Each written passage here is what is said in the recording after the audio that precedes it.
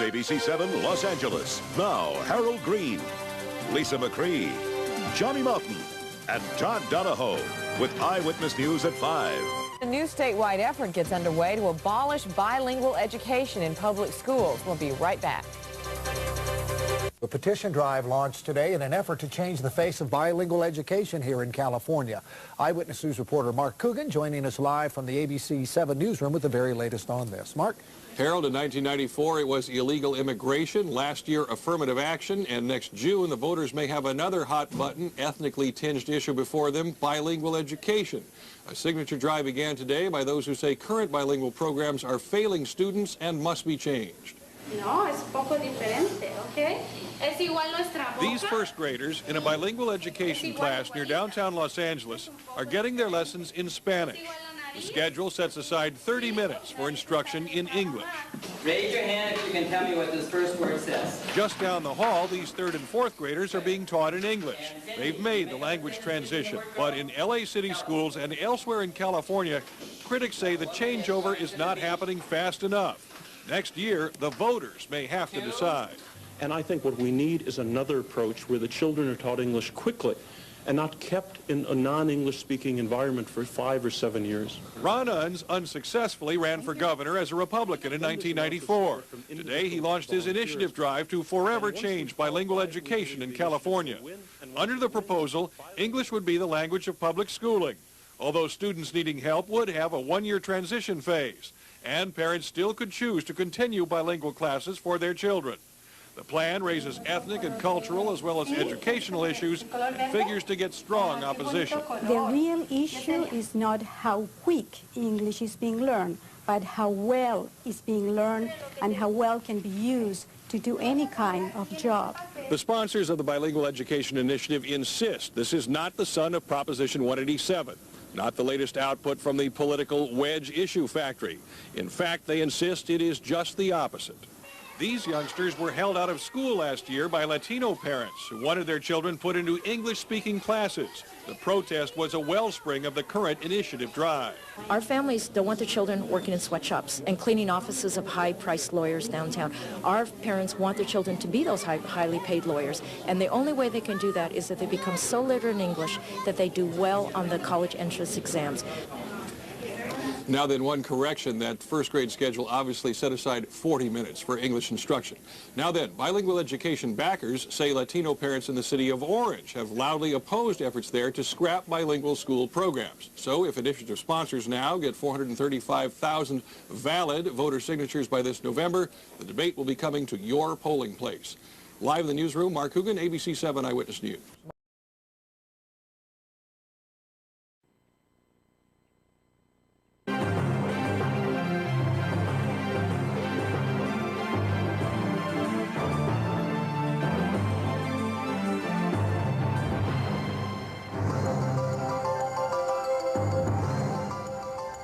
Welcome to the Week in Review, featuring comments and commentary on the people and the issues of the day. Welcome, everybody. Thanks for joining me. Joining me on my panel are Janitha Hudley Hayes, who's the Executive Director of the Southern Christian Leadership Conference. Good to have you, Janitha. Thanks. Exandra Caden, League of Women Voters President. Good to have you, newly elected. Alan Hoffenblum, a political strategist. Welcome back to the Week in Review. We were talking about the governor's race before, and we have a candidate who ran for governor last time around. Ron Unz, good to have you. Great to be here. And you did it the old-fashioned way. You put your own money out from hard-earned approach. You weren't running around begging for bucks as much as you had a message to get out. Now you're back on the political radar screen with another message. It has to do with bilingual education. Explain. Well, bilingual education has been tried for 25 years. It might have been good in theory, it just doesn't work in practice. What is it, bilingual It's education? the notion of teaching children first in their native language, and then only once they're ready starting to teach them English. And unfortunately, the result is the children are not learning English. And the truth is they end up becoming illiterate in 2 languages. So what do we do?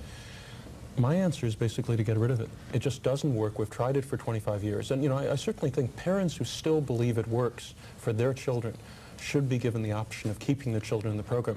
But for the bulk of parents, the children should be taught English as soon as they start school. And what about their interaction with their culture, their roots, and their family? I think that's very important, but I think culture is more the responsibility of the family. And providing the tools to survive in our society and be productive is more the responsibility of the schools. And English, knowing how to read English, speak English, and write English is absolutely essential to making it in our society. Okay, why didn't it work? Well, it's a good question. I mean, some people say it just, hasn't been supported fully by all the teachers in the system.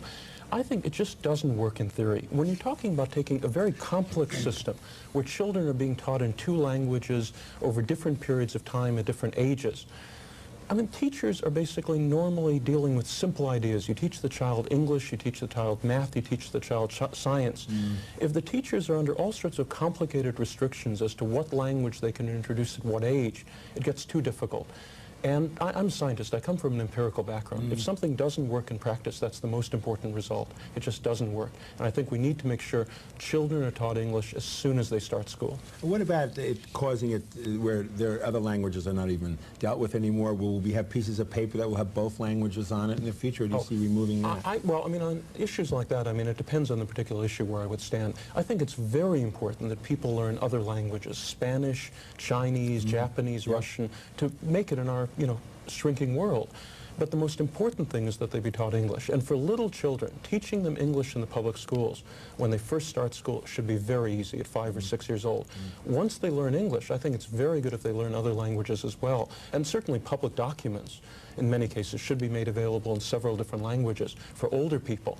But the most important thing is that the children be taught English so that they can become integrated, assimilated, successful members of our society. Okay, and I'm going to ask the panel to jump in, but what are you actually doing? You're going to put something on the ballot? Absolutely. We're going to put an initiative on the 1998 June ballot, which essentially would reorient the state's public education system away from bilingual education and more towards sheltered English immersion for young children who don't speak the language. In other words, for a period of time, generally up to a year, they would be put in a special classroom with teachers who would be especially competent at bringing them up to speed in English, helping them over the first few months using signs, using some of their native language, using pictures, and then after a period of a short time they would become fluent in English, and then they could be mainstreamed in with the other children. My mother didn't speak a word of English until a year before she started elementary school, and she ended up graduating college in highest honors in English literature, and that I think is true of almost all of our immigrant ancestors, and that's what we have to get back to.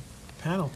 Alan. Ron, I've been very outspoken, particularly since the 1996 election, that the manner in which the Republican Party handled Prop 187, which I came out against, by the way, and I believe you did too, Absolutely. Did you not? You came out against 187. But the manner in which we had it, there's a perception within the Latino community that the Republican Party is anti-Mexican, anti-immigrant. And when you're dealing with the bilingual education, obviously we have people from throughout the world, multi-cultures and languages, but the dominant one is from Latino immigrants who speak Spanish. What are you going to do to make sure, first of all, why isn't a Latino out in front talking about this? Because I've seen surveys show the majority of them opposed to bilingual education.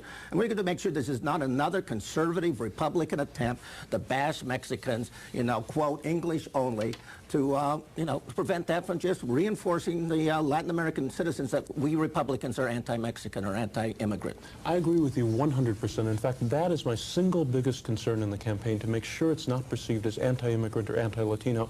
And, I come from a very, very strong pro-immigrant background, which gives me some capabilities in that regard. But certainly, there are a lot of other people I'm involving in the campaign who come from a wide variety of non-Anglo and Anglo backgrounds, but people who have very strong pro-immigrant credentials. And I think that's the most important thing. In other words, putting a Latino out front who might have a lot of doubts in people's minds as to whether he's, in a sense, Uncle Tomas, in other words, a Latino who's opposed to the policies that benefit Latinos, I think is the biggest danger.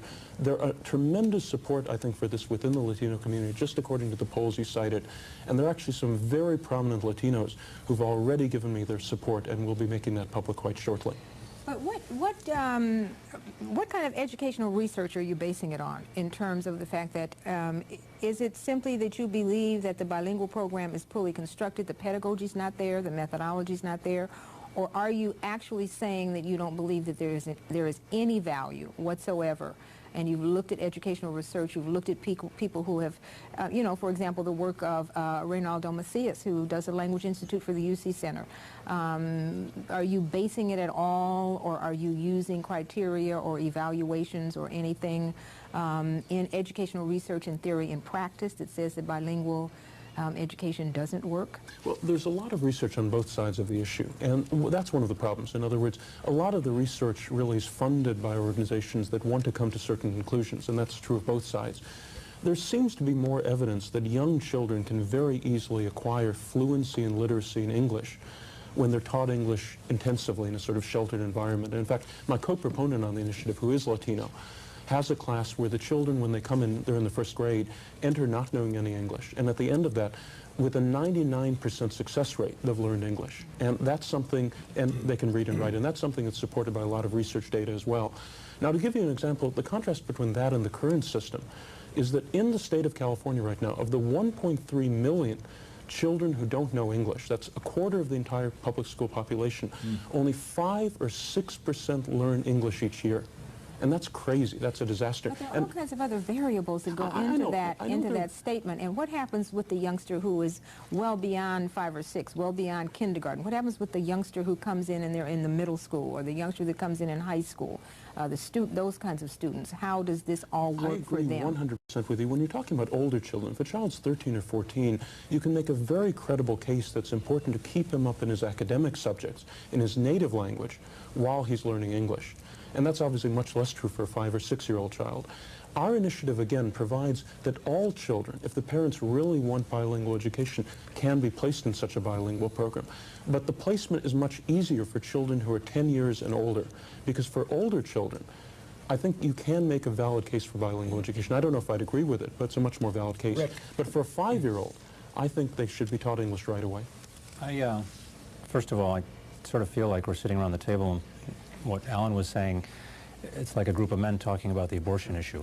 But that being said, that there's nobody who needs bilingual education here, I think one of the most impressive things I saw in my life was last year when the parents at the 9th Street School in downtown LA went on strike. And these are very humble people who probably don't get a lot of vacation days, and they took the time off and took their kids out of school for a couple of weeks in support of what you're saying. And as a card-carrying Democrat, I have to say, having in the past tried to hire people for telephone jobs and things like that in Los Angeles, it's hard to find young people who can speak, and let's not call it the King's English, but just basic American English clearly and correctly. And I am leaning very much in favor of something like this, just from personal experience. But when I think all of the data you can come up with, when you look at what the parents want, and that these people were willing to take whatever wage loss they took and hold up the LA Unified School District successfully to get their kids put into English classes in English. I think that was extraordinary, and that should be probably one of the most important things we look at. And in fact, it was that incident which inspired this entire campaign. It's a direct outgrowth over that boycott, because very I think it's a very important statement by those parents where they really stand on this issue. Absolutely. I have several things I feel about this. One is that there is something to be said for choice. Another one is I think the school system in California is in dire straits, and it reminds me a little bit of the busing situation that I recall in Boston, where they were busing poor black kids into poor Irish neighborhoods and just mixing poor systems. Nobody was getting much improvement in that. And I think even if you took kids out of a bilingual system, there's no guarantee we're going to get a better educational system. But I think my first and most long-standing response is, why are we doing this through initiative? I think, and I go back to what Alan said, we've gone through several election cycles of very divisive, painful separation of communities in California. And even though we didn't even have this at the national level now what's happening to Asian Americans because of the hearings in Washington is also very divisive and very hurtful. I trust your intentions. I have no doubt about your good intentions. And I have I share the kinds of feelings of if they want their children to do this. But I think the initiative process, and again one after another, is absolutely deadly. And it's going to be very difficult to take it away from the kind of rumor-mongering and demagoguery that we have seen. And I think that it would be much more sensible and better public policy to do this through the legislative process than to go the initiative route where it just becomes one person's money and message versus another person's. That's a very valid point, but the problem is, in the case of California right now, the law governing bilingual education actually expired 10 years ago. And for 10 straight years, the state legislature has been fighting over what sort of law should take its place, and nothing has taken its place. Every year a number of bills are proposed. Every year they're defeated. And I think the end result is the most complete deadlock you can imagine, while 1.3 million children every year are not being taught English. But Ron, with your resources, couldn't you mount a lobbying campaign? That's right. Well, to be honest, some of the organizations and individuals I've spoken to about this, and these are organizations that have tremendous clout in lobbying and on the institutional level, including some of the largest teachers' unions, which on educational issues have, obviously, tremendous strength. They say that, behind the scenes, they've been lobbying on this issue for 10 years now, and nothing really has happened. Why are we lobbying on this issue? I guess that's what my question was to you.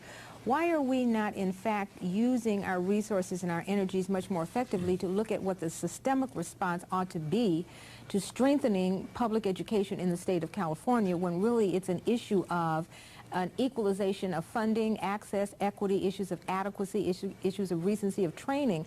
Why isn't it a systemic look at the entire educational scene when we're talking about public education in the state of California? California has tremendous problems in its public education system, only one of which is bilingual education. But it's the only one of which I think can be attacked directly. In other words, I don't know the solution to all these other problems. What sort of reform could be effectively put in place to solve them? And this is one issue, I think, which we can deal with very simply. Children should be taught English when they start school. And that's something that actually can and I think will be enacted. In other words, you're not attacking the entire education bureaucracy, Exactly. just a little part of it. You might be successful at it. Okay. All right. Well, thank you very much for coming on and sharing this with us. And as you get closer to putting this on the ballot, we'll have you back on, actually do a special on this particular Wonderful. subject. Good to have you. Thank you so much. Viewers, we're going to take a short break. We'll be right back.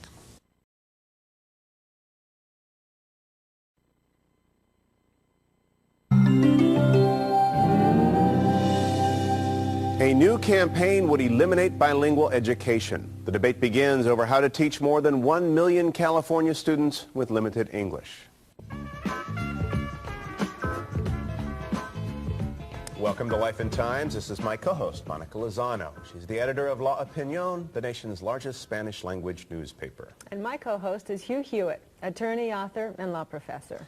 Later, Monica will talk with human rights activist Rigoberta Menchú about the peace accords that have brought an end to 35 years of civil war in Guatemala. But first, how do we teach children who don't speak English? Do we move them gradually from education in their own language into English classes, the bilingual approach, or immerse them completely in English-only instruction? In California, the numbers are staggering. More than 1 million students speak more than 100 different languages. Critics say that bilingual education is an abject failure.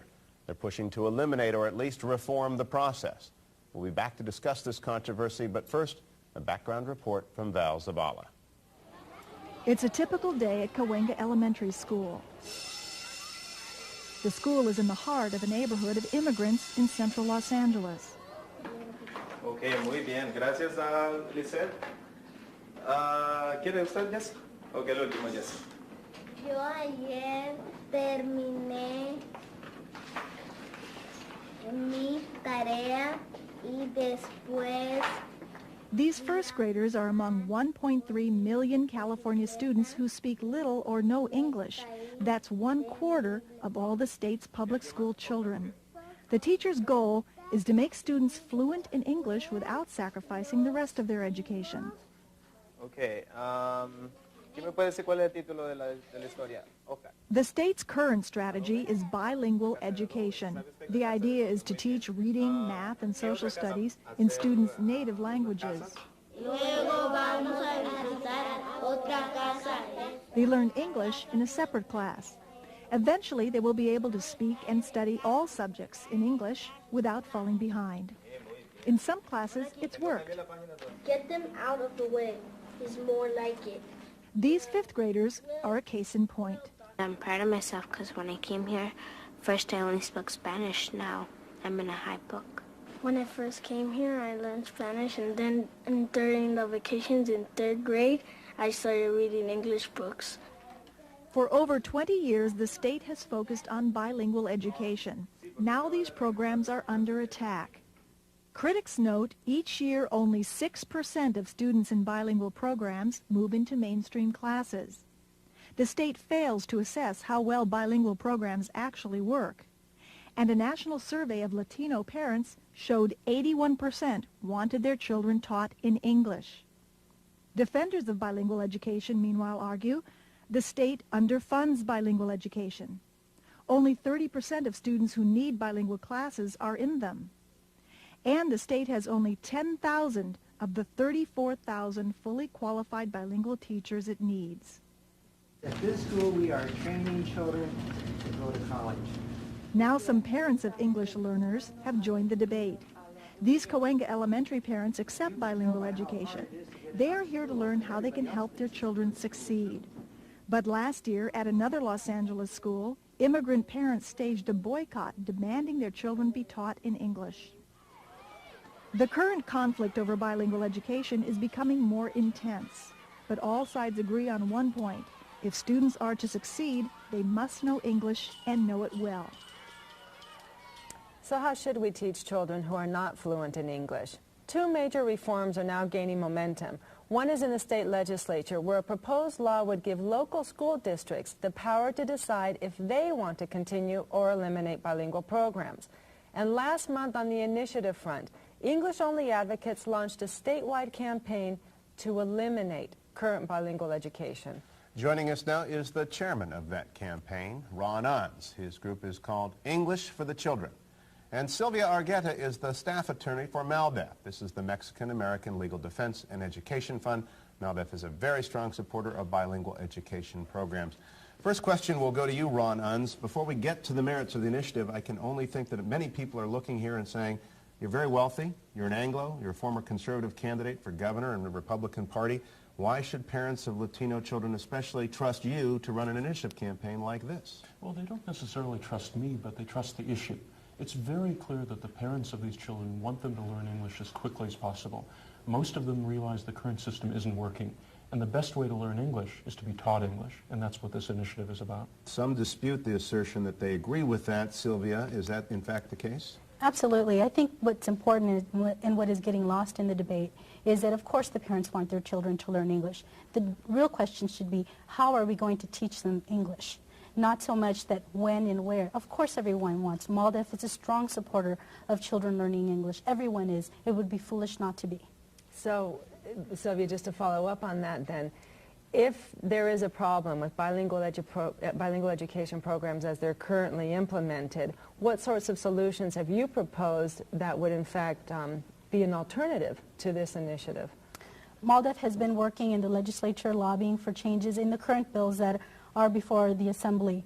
The Albert Firestone bill is one of those bills that we have that promotes a change in the structure of bilingual education. That's the bill that gives school districts the right to design their own programs, correct? Correct. That's that program, and we have been lobbying for certain changes to that bill because we still believe that primary education instruction is important and should be a component of bilingual instruction, not the sole component, but a component. Hey, Ron, what is wrong with the way that bilingual education works presently? Well, I come from a scientific background. There are many ideas that work in theory, but they don't work in practice. There's no evidence that on any large scale, anywhere in the United States, bilingual education programs really have worked. We've been trying these programs for 25 years here in California, and there's no evidence that they have had any positive effect. Only 5 or 6% of the children each year who don't know English learn English at the end of that year. First of all, I'd also like to say that our initiative shouldn't be classified as totally eliminating bilingual education. Those parents who want to continue their children in a bilingual education program and feel strongly about it could get a waiver to keep their children in a bilingual program.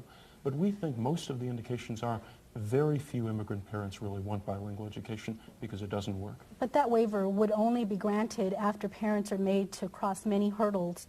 And one of those there are three characteristics to this. One, the parent has to petition the school. They have to go to the school. They have to get the superintendent to agree to this.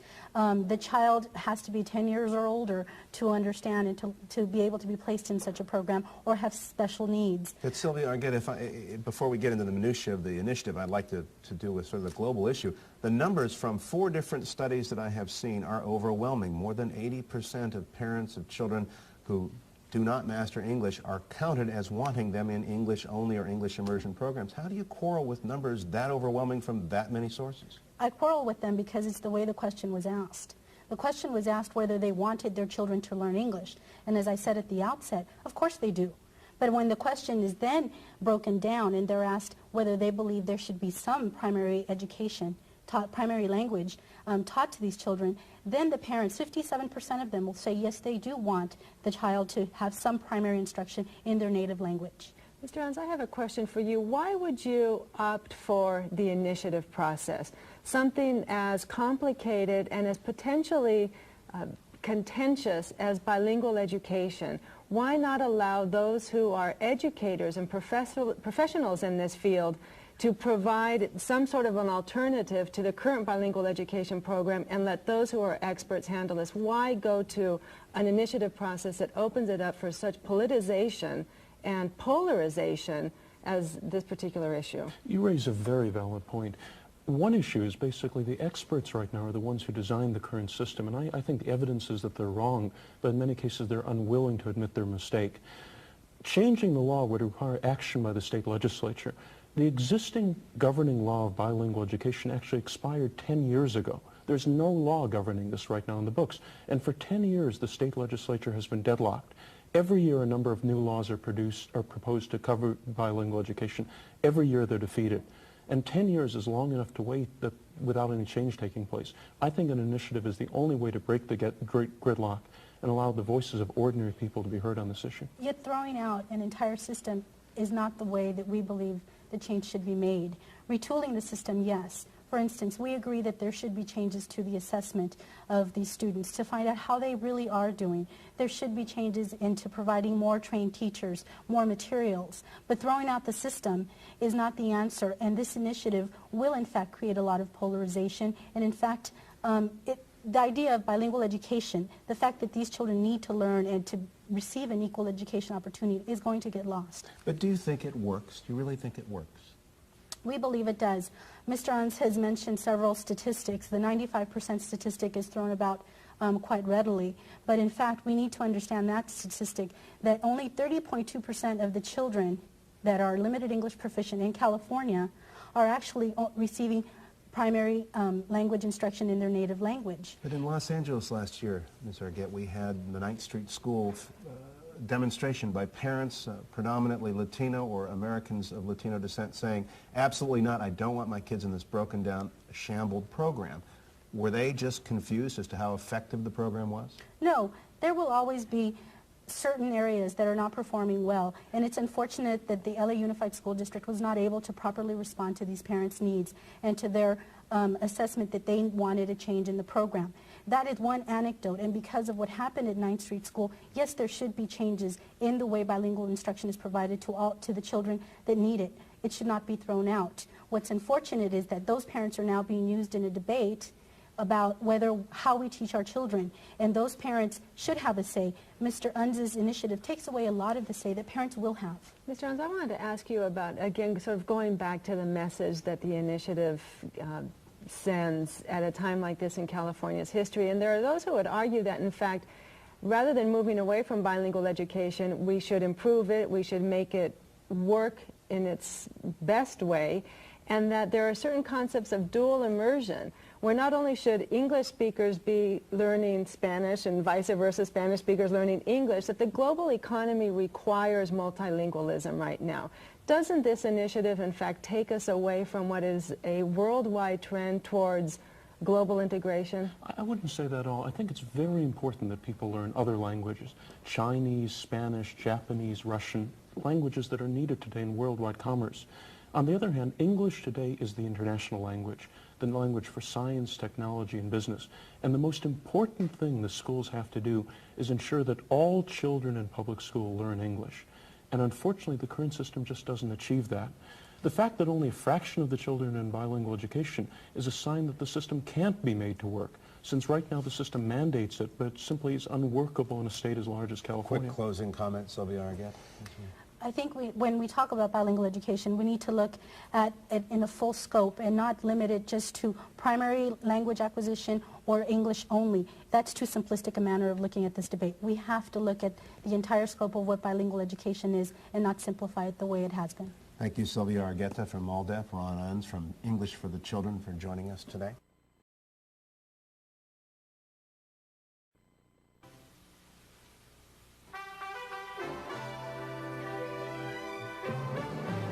Good evening, I'm Jim Lara. On the NewsHour tonight, full coverage of the decision to take 2 diet drugs off the market. A look at what now in Bosnia with Senators Biden and Hutchison, and a report and a debate about bilingual education. It all follows our summary of the news this Monday. Major funded. Finally tonight, the debate over bilingual education. We begin with this report by Betty Ann Bowser. Like millions of second graders, Antonio Peña is learning to read.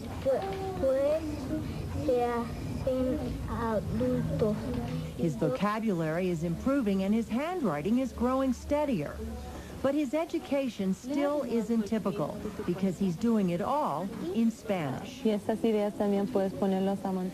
is one of a growing number of American students who learn basic skills in their native languages before adding English. It's called bilingual education. Peña's teacher, Claudia Beck, says it's important for him to learn the basics in Spanish. Antonio, he knows a lot of English, he understands a lot of English, but still, he's still learning concepts in his language, in his native language, you know, concepts in science, you know, life cycles of animals are all concepts. And once we have that idea in our mind, then we can attach vocabulary to it. Since 1974, all schools that accept federal funding must provide special language programs to students like Peña. But the number of students in these programs has grown so dramatically that many districts are strapped for bilingual teachers and techs. Across America, more than 2.8 million public school students do not speak fluent English. That number has soared 100% in the past decade. With the explosive growth has come disappointing statistics. Nationally, 40% of students who have difficulty speaking English never complete high school. Did you get back from the schools? Education professor Roland Tharp says the problem has forced many districts to take a closer look at their bilingual programs. It's happening everywhere, and it's being faced by school boards, sometimes at the state level, or it's being re-examined as to what kinds of programs should be prescribed or what should be the range of options. There's a great deal of it, of re-examination going on. Sí, lo dice en ese papel, pero ¿se acuerdan el cuento de Pings? In Antonio Peña's school in Denver, there's a heated debate over the best way to teach bilingual children. Ya tenemos una lista. This month, the U.S. Department of Education's Office of Civil Rights charged that Denver's school district violated federal law by providing an inadequate education for students with limited English skills. The federal reprimand came as Denver proposed to strengthen test scores with a new Get Tough program. 3 years and you're out of bilingual class. Irv Moskowitz, whose own parents had to learn English when they emigrated to the United States, is the superintendent of Denver schools. What we're saying is that 3 years ought to be that serious time for check. Let's get a snapshot, profile of where is this kid at this point. I mean, this child or this young person's in there for 3 straight years. What has happened? Denver officials say too many students have been isolated in bilingual classes. Let's talk about a 16, 17-year-old, or one who's about to graduate. And this kid has had plenty of this bilingual program. Never really been in trouble. You know, not been absent a lot. Has some D's and some C's and some B's, but mostly C's. He's really young Mr. Average and about to graduate from school. Really having a hard time with English. Can speak it, can read it, but really not on top of it. Where is this kid going? What's in store for this youngster? In Denver, the dropout rate for Hispanics is 50%, far higher than any other ethnic group.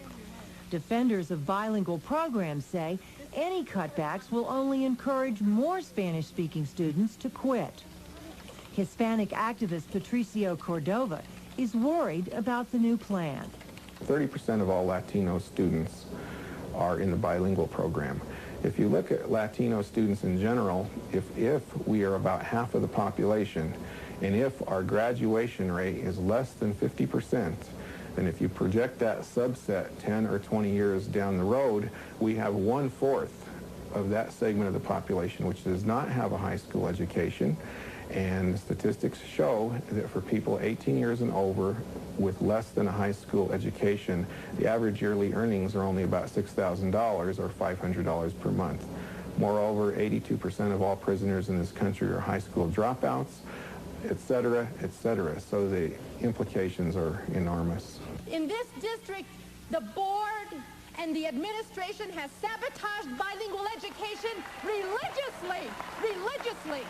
In an emotional public hearing, bilingual supporters said the proposed time limits will turn kids into victims. Si son limitados sus derechos como individuos bilingües, if their rights as bilingual individuals are limited, they will end up adding them to the lines on the streets. Is this what you want, to see Hispanics as bad statistics? That's what school board member Rita Montero used to think.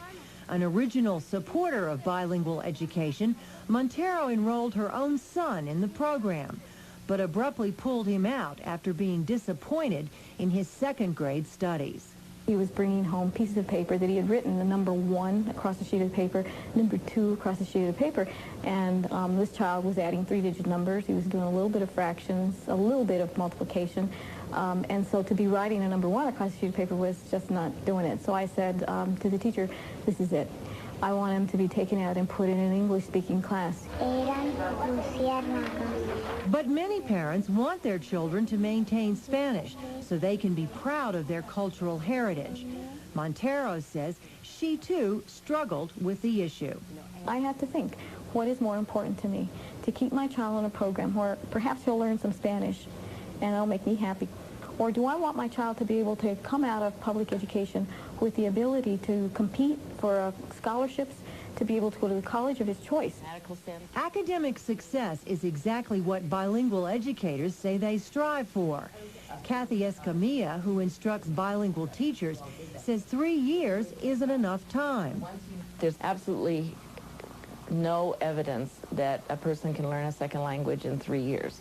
We have, 500 studies that tell us that it takes from at least 5 to 7 years to become orally proficient in a second language, and by the 7th year, your reading and writing in a second language can approach that of a native English speaker.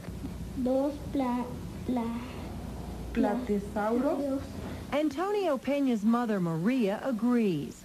Maria Peña says her children have thrived in their bilingual classes, and their Spanish instruction allows her to help with their learning at home. And educators all agree that support at home is essential.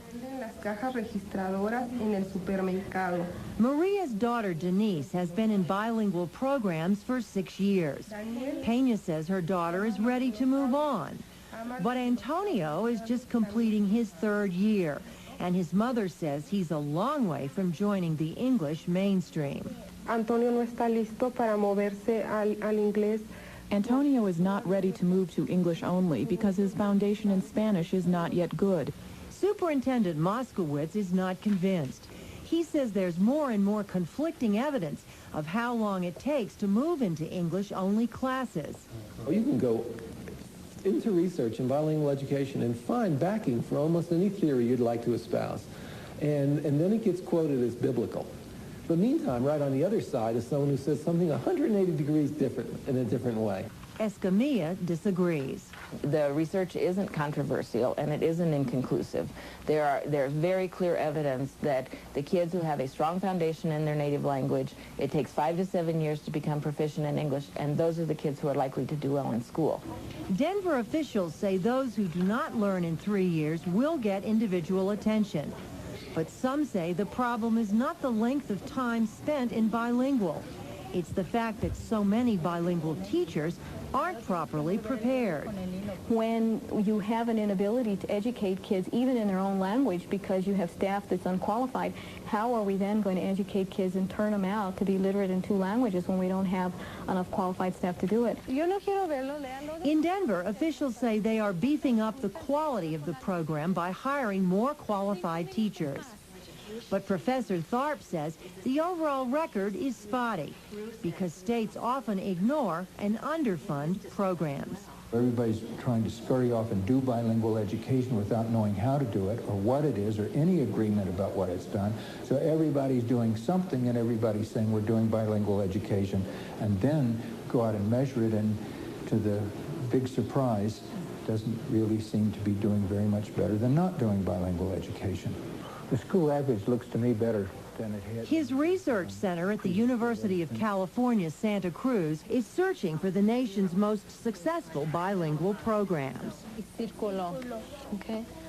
Meanwhile, in Denver, officials hope they can enact their new plan when students return to school this fall. More now, and to Margaret Warner. She recorded this discussion recently. Nationally, the controversy over bilingual education has boiled down to an even starker question, whether to preserve it at all. About 6% of the nation's school population, some 3.1 million children, are enrolled in some sort of bilingual education. The federal government spends $178 million to support bilingual programs, a fraction of the billions spent on bilingual education by states and localities. But several bills have been introduced in this Congress to abolish or drastically curtail federal support for bilingual education. And in California, a group called English for the Children is collecting signatures for a ballot referendum in next year's election. It would require all public school instruction to be conducted in English.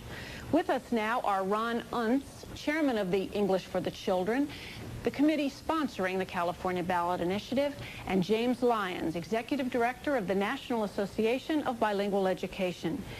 Mr. Unz, why do you believe that bilingual education should be scrapped? Well, the overwhelming practical evidence is that bilingual education has failed on every large-scale case that's been tried in the United States.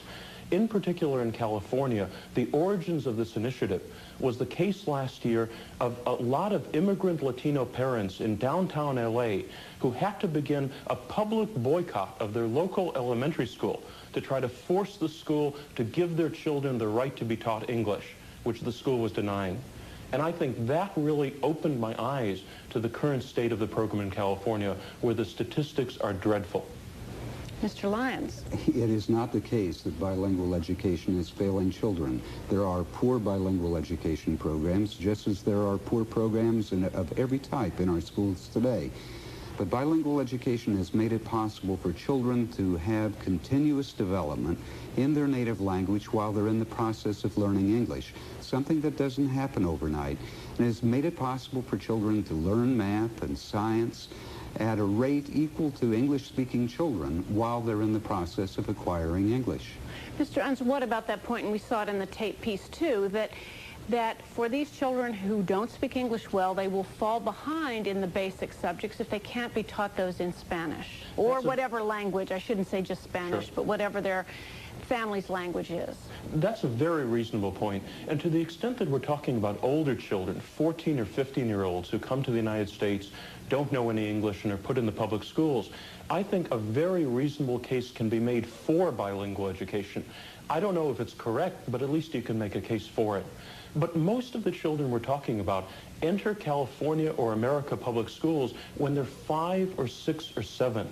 At the age of 5 years old, the only academic subjects a child really is doing is drawing with crayons or cutting and, with paper and that type of thing. And at that age, children can learn another language so quickly and easily that the only reasonable thing to do is to put them in a program where they're taught English as rapidly as possible and then put into the mainstream classes with the other children so they can move forward academically. There is something to that point, isn't there, Mr. Lyons, that very young children do absorb languages very quickly? They do.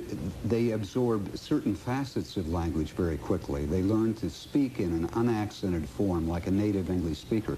But the research shows that actually adults are much more efficient and quicker language learners than children because they're working from a broader linguistic base, a greater conceptual base. I really take objection to what Mr. Unz is saying, that children at the age of 5, 6, and 7 are only coloring and cutting out paper. That isn't going to lead to the high standards. When I go into elementary schools, first, second, and third grade, I see schools that are focused on teaching literacy skills, certainly by the third grade. That's the national goal. I see schools that are teaching children about life around them.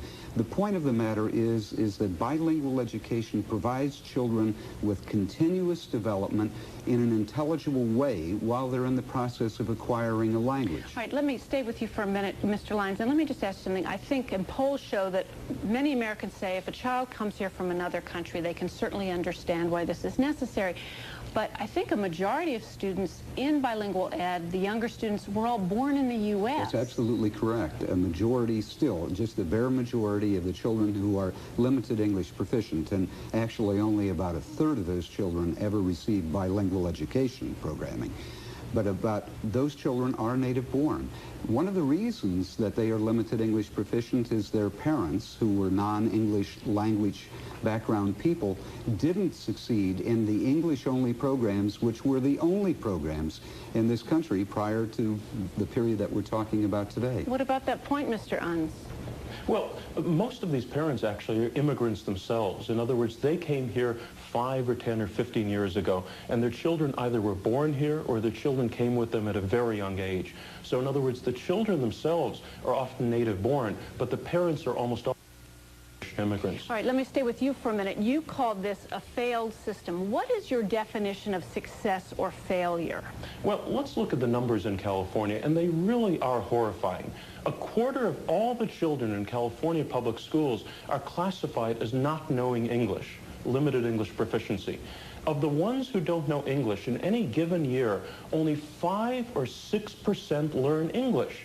Since the goal of the system, obviously, should be make sure that these children learn English, we're talking about a system with an annual failure rate of 95%.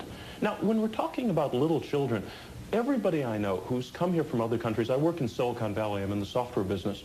Many of my friends are foreign immigrants. They came here when they were a variety of different ages. All of them agree that little children, or even young teenagers, can learn another language quickly, though only 5% of these children in California are learning English each year, and that's what I define as failure.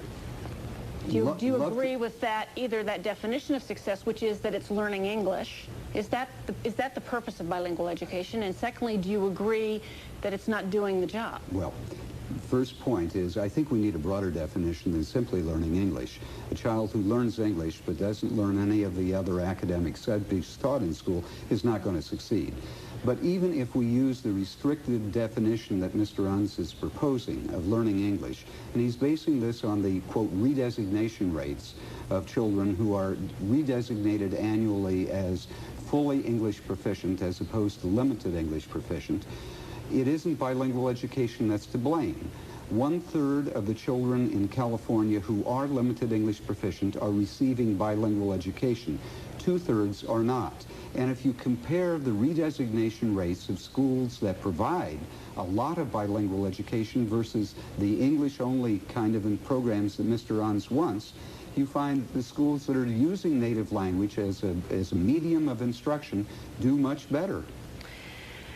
Let me stay with you, Mr. Lyons, for a minute and ask you about something that came up in Betty Ann's Tate piece, which is that some parents who want the children in bilingual ed actually say they want it in part to maintain the family's original language. Is that a purpose of bilingual education, as well as a transition to English? Do you think it's also to maintain a kind of dual cultural identity? I think the notion of maintaining the ability to communicate in the family is terribly important. It's not the primary objective.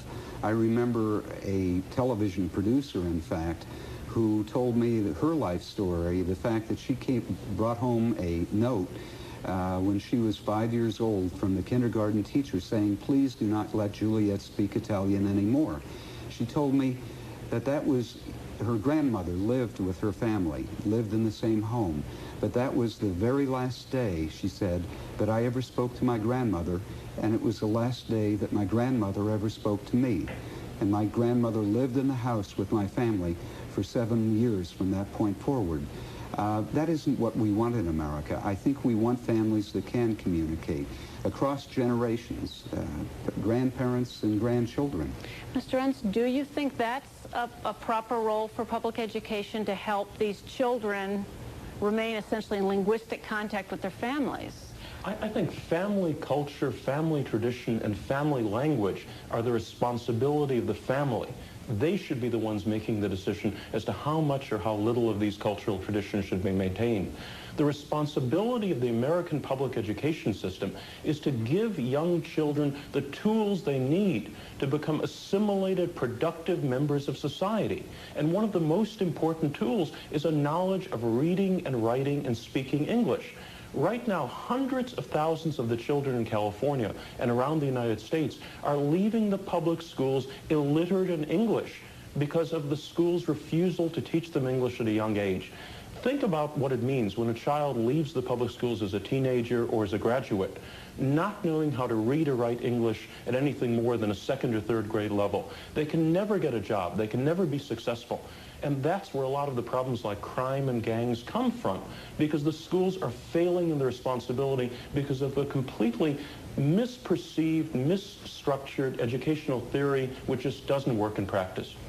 And how do you answer that basic question, which that superintendent in Betty Ann's piece also raised? These kids leave school, they can't compete in an English environment. And many of those children are not only never have been in bilingual education, they are English language background children. We have children who are graduating today after 13 years in public schooling, unable to read, unable to write. Is bilingual education to blame? No, it's not. It can't be, because these children were never in a bilingual education program, and in fact are native English speakers. I think we're confusing what is the cause of the problem. We have poor schools throughout this country, in virtually every state of the Union. Bilingual education are part of the poor schools in some places. In other places, they're allowing children to achieve everything that they need to achieve and to excel, go on to college.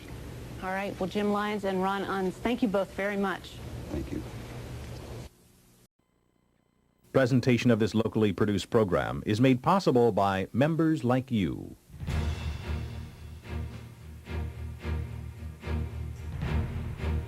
California Capital Week.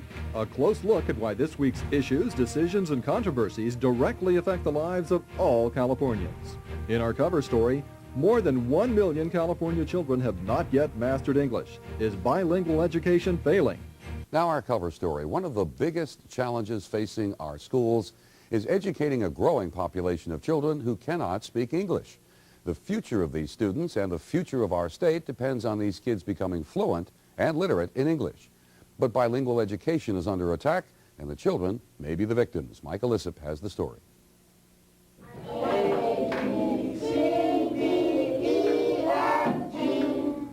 It may sound like it, but this is not a typical first grade class. Okay, now what I want everybody to do, quiero que todos practiquen, okay? These are bilingual students. Because these kids are considered limited English proficient, they are taught in their native tongue. In theory, developing their reading, writing, and listening skills first will make learning English easier for them later. So we just feel that we need to build on what they already know in their primary language and transfer that into the new language where they're not feeling like their primary language is, quote, not good, and that the new language is the only way that they can be accepted into the culture, into the society. And what we're doing in the education field today is we're immersing them. It's a sink or swim kind of policy, which some survive, but others are kept down below. Without the support of their primary language in the initial grades, they tend to to fall back even further and further. Juan Torres knows all about struggling with English. He's a product of bilingual education. As a child, I went home, I spoke Spanish. The kids around me spoke Spanish. I went to school. I felt at home at school. I didn't feel alienated because I didn't know English at the time. And I felt more welcome. So instead of worrying about whether I fit in or not, I was worrying about my homework. Juan's academic success is proven. A Loyola Marymount University graduate, he's in a fellowship program as a legislative aide for Senator Hilda Solis. Had I not had bilingual education, I don't know if I would be here. Because would I be able to pick up the skills of reading and writing or even cognitive skills? I don't know. Maybe throughout my career in school, I could have been struggling behind the other students and never shown my potential. But who knows just what lies ahead for the 1.3 million students with limited English skills. The system may be failing them. It's estimated that about 1/5 of these students do not receive any special instruction at all. And each year, only 6.5% of these students in bilingual classes are reclassified as English proficient. Has bilingual education failed as a program? Absolutely. America was built on having a commonality, and one of those commonalities is our ability to be able to talk to one another, and we've lost that. Well, I think they're a failure. They've been a failure for years. They're expensive. They basically lock people into their language of origin. A sweeping change may in fact be on the horizon, but not in the form of a new law. There's growing sentiment in favor of a ballot measure that would require all teaching in California to be done in English. Why don't we just put them in English-only classes and just force them to learn English? Sure. It's like trying to open a door with the wrong key. You can try and try until you break the door down. Maybe you can access the room. But if you have the proper key, it's simpler. I'm Michael Issip for California Capital Week. State law requiring bilingual education expired 10 years ago, but political pressure, statutory interpretation have kept the system in place. Dozens of bills to change the system have been proposed over the years. None have become law. Ron Unz is taking another route. He is sponsoring the English-only initiative. Ron, why do this? Well, bilingual education is a failed program, and it's also extremely unpopular even among the parents of the children who are in that program right now. I mean, the numbers are overwhelming. Right now, only 5 or 6% of the children who don't know English each year in California learn English, and those numbers are staggeringly low. All right, Martha Jimenez, let me bring you in from ALNEV. What Ron is saying is what? A threat to the future of kids who really have they don't vote, they don't even know what's going on. Exactly. What we're talking about is a lose-lose situation for limited English proficient children in California. You're talking about a one-size-fits-all initiative that totally misunderstands and misapprehends the importance of ensuring access to the core curriculum by ensuring that even as children are learning English, they're not falling behind. They're learning math, they're learning science. The proposal put forward by Mr. Unz would in fact segregate kids, would in fact keep them for an entire year without learning that content in a separate classroom with multilingual and also with different age groups. So these children would not have access, in fact, to the curriculum. Senator Dede Albert, find some common ground here. That's what I've been trying to do for 3 years. I have a proposal that allows different methodologies. Primary language could be used, English immersion could be used, but parents would have to participate in the process, schools would have to write up a plan, and then we would actually hold those schools accountable for the results, because what really matters is, do these children learn the core curriculum and English? We want these kids to succeed, and so I think if we give the control back to the local districts, but as I say, hold them accountable for the results, that's the real answer. Well, Ron, your goal is to help everybody. I mean, exactly. Eventually down the road, the dispute is over how to do it. Is there a better way to do it than with a ballot measure? Is it something that local communities can handle themselves? Well, I think one of the problems with the notion of giving control over these issues to individual school boards is, whereas there's a chance this ballot measure will cause political tensions in a political battle, it's something I'm trying to avoid, but it might happen. If it becomes a local issue, it becomes the #1 campaign issue for every school board every year, whether to get rid of bilingual education, whether to keep it mandatory, and what to do. So in other words, we would have a political battle, just as it was in the case of busing, every year in every district everywhere around the state of California. And I think that would be very divisive. Well, yeah, but isn't that where the control of schools is? Isn't it local communities? Absolutely. Exactly. And far more divisive is a proposal that in fact ties the hands of local school districts to be able to really serve the needs of the students and ties the hands of the parents. In fact, there's a provision in Mr. Hunn's initiative that would make local school district personnel and teachers liable, personally liable, for implementing programs that they believe are necessary to serve children. His measure would actually disallow successful bilingual education programs currently in effect. I think that's a bit of a misrepresentation. Our measure allows parents to keep or place their children in a bilingual program if they can provide indication that the program would actually help their child's education. All they have to do is apply for a waiver. So those bilingual programs around California, and there probably are some of them that actually do work, would not be affected by our measure. But the vast majority of these parents clearly want their children taught English from the beginning. The polls show that over 80% of Latino parents in California don't like the policies of bilingual education and want their children taught English from the day they start school. Well, can't districts apply for a waiver now? Well, the district can apply for a waiver, but one of the problems, for example, is if you take the District of Orange and some of these other waivers that have been applied for, the district applies for a blanket waiver. It abolishes all bilingual programs in its district, or it makes them mandatory.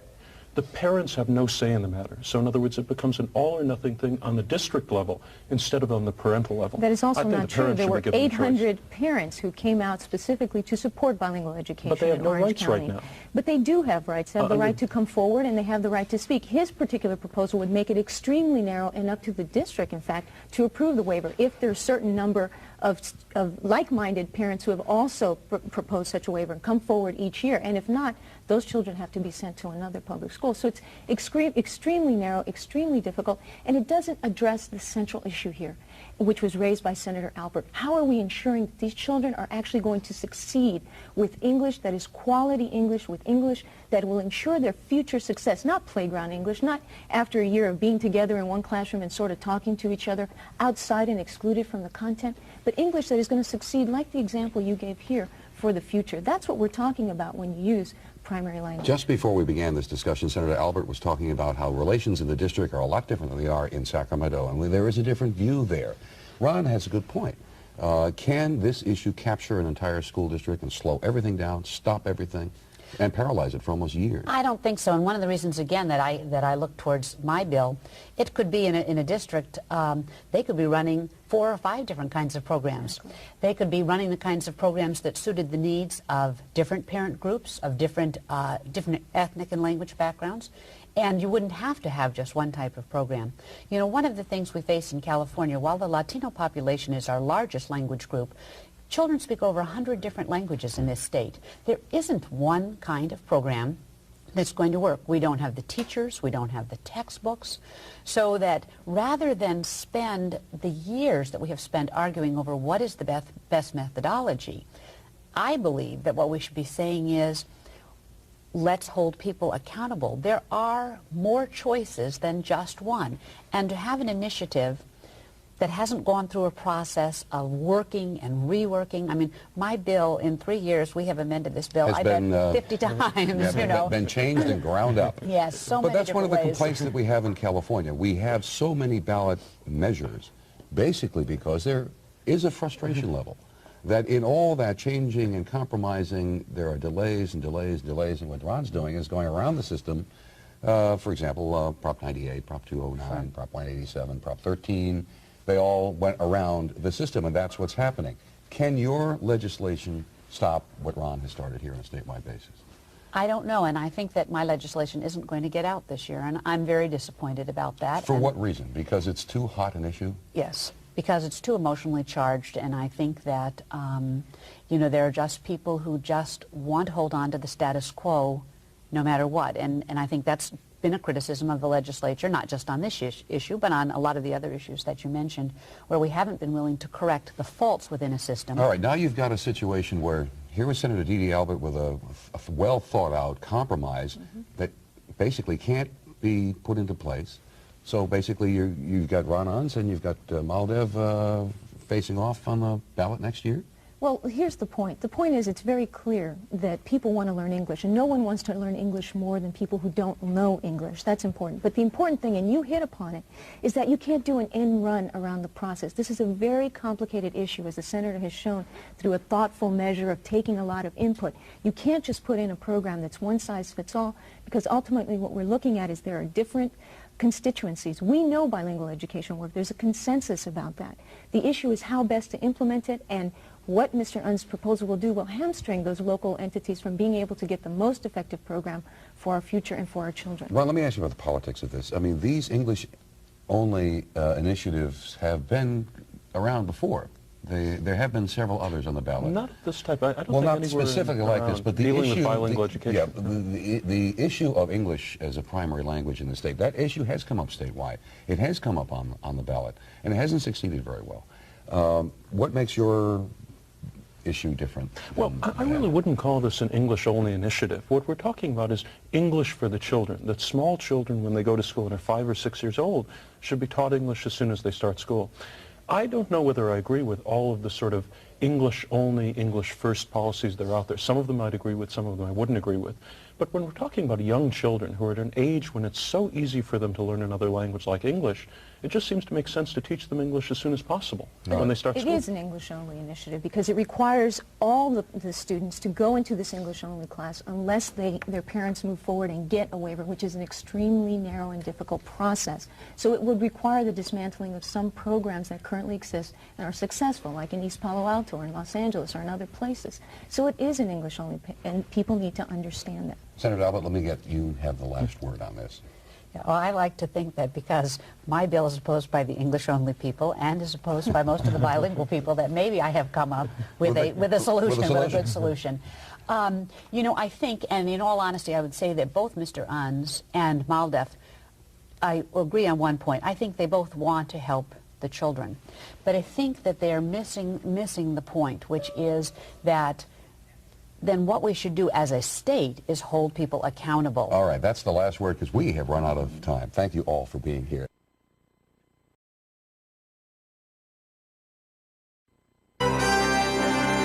Debate over language is always making news. A survey of California voters this week found that 69% supported a ballot measure that would end bilingual education in the state's public schools. For 25 years now, California has assigned Spanish-speaking children to separate bilingual classes. It's a policy that has been very seriously criticized of late, and it is now in serious jeopardy. Here's ABC's Michelle Norris. For children who grow up in neighborhoods like this one in Santa Ana, Spanish is almost the only language they ever hear. And the same is true when they get to school. Students learn reading and math and other subjects in Spanish, while gradually picking up English. Okay, Carlos, can you continue reading for us? We need to start them in their primary language so that they can understand and develop those concepts that they need at each grade level so that eventually they will be able to enter an English program and become successful. But success stories are rare.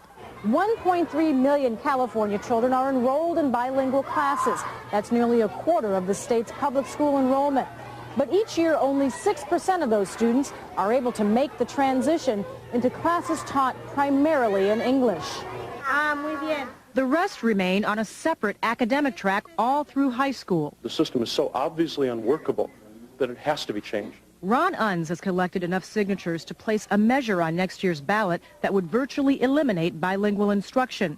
The Republican millionaire says the program is the reason that Hispanic students have the lowest test scores and highest dropout rate in the state. Unless you can speak English, read English, and write English in our society, you can't get a good job. And the parents of these children know that. Under the measure, children who don't speak English would have 1 year of intense language immersion. I'm big, and what are you? Little. At Taft Elementary School in Santa Ana, they're already using the immersion program, and it's working there. Test scores are some of the highest in the district. They can read, they can write, they can speak, and they do all of this by the end of first grade. But critics say too much is expected from children who speak only Spanish in their homes. If you're a child who cannot master English in 1 year, then you're going to fall behind, both in terms of your academic performance and in terms of your self-esteem and what school has to offer you. Alejandra Cervantes took bilingual classes and never mastered English, but her son Luis is faring much better in the immersion program. There are only 2 months that he comes to school, and he does speak very good English, better than me. The one thing everyone agrees on is the importance of learning English. The mouse ran up the clock. Yes, yes, yes. How that happens in California classrooms will be decided by the state's voters next June. Michelle Norris, ABC News, Santa Ana, California. Yes.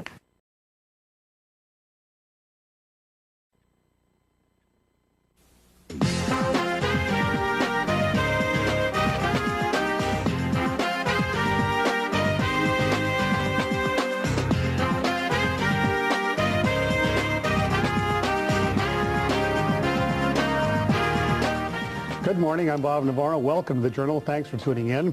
The elections are not until June of next year, but already it's the hot button issue.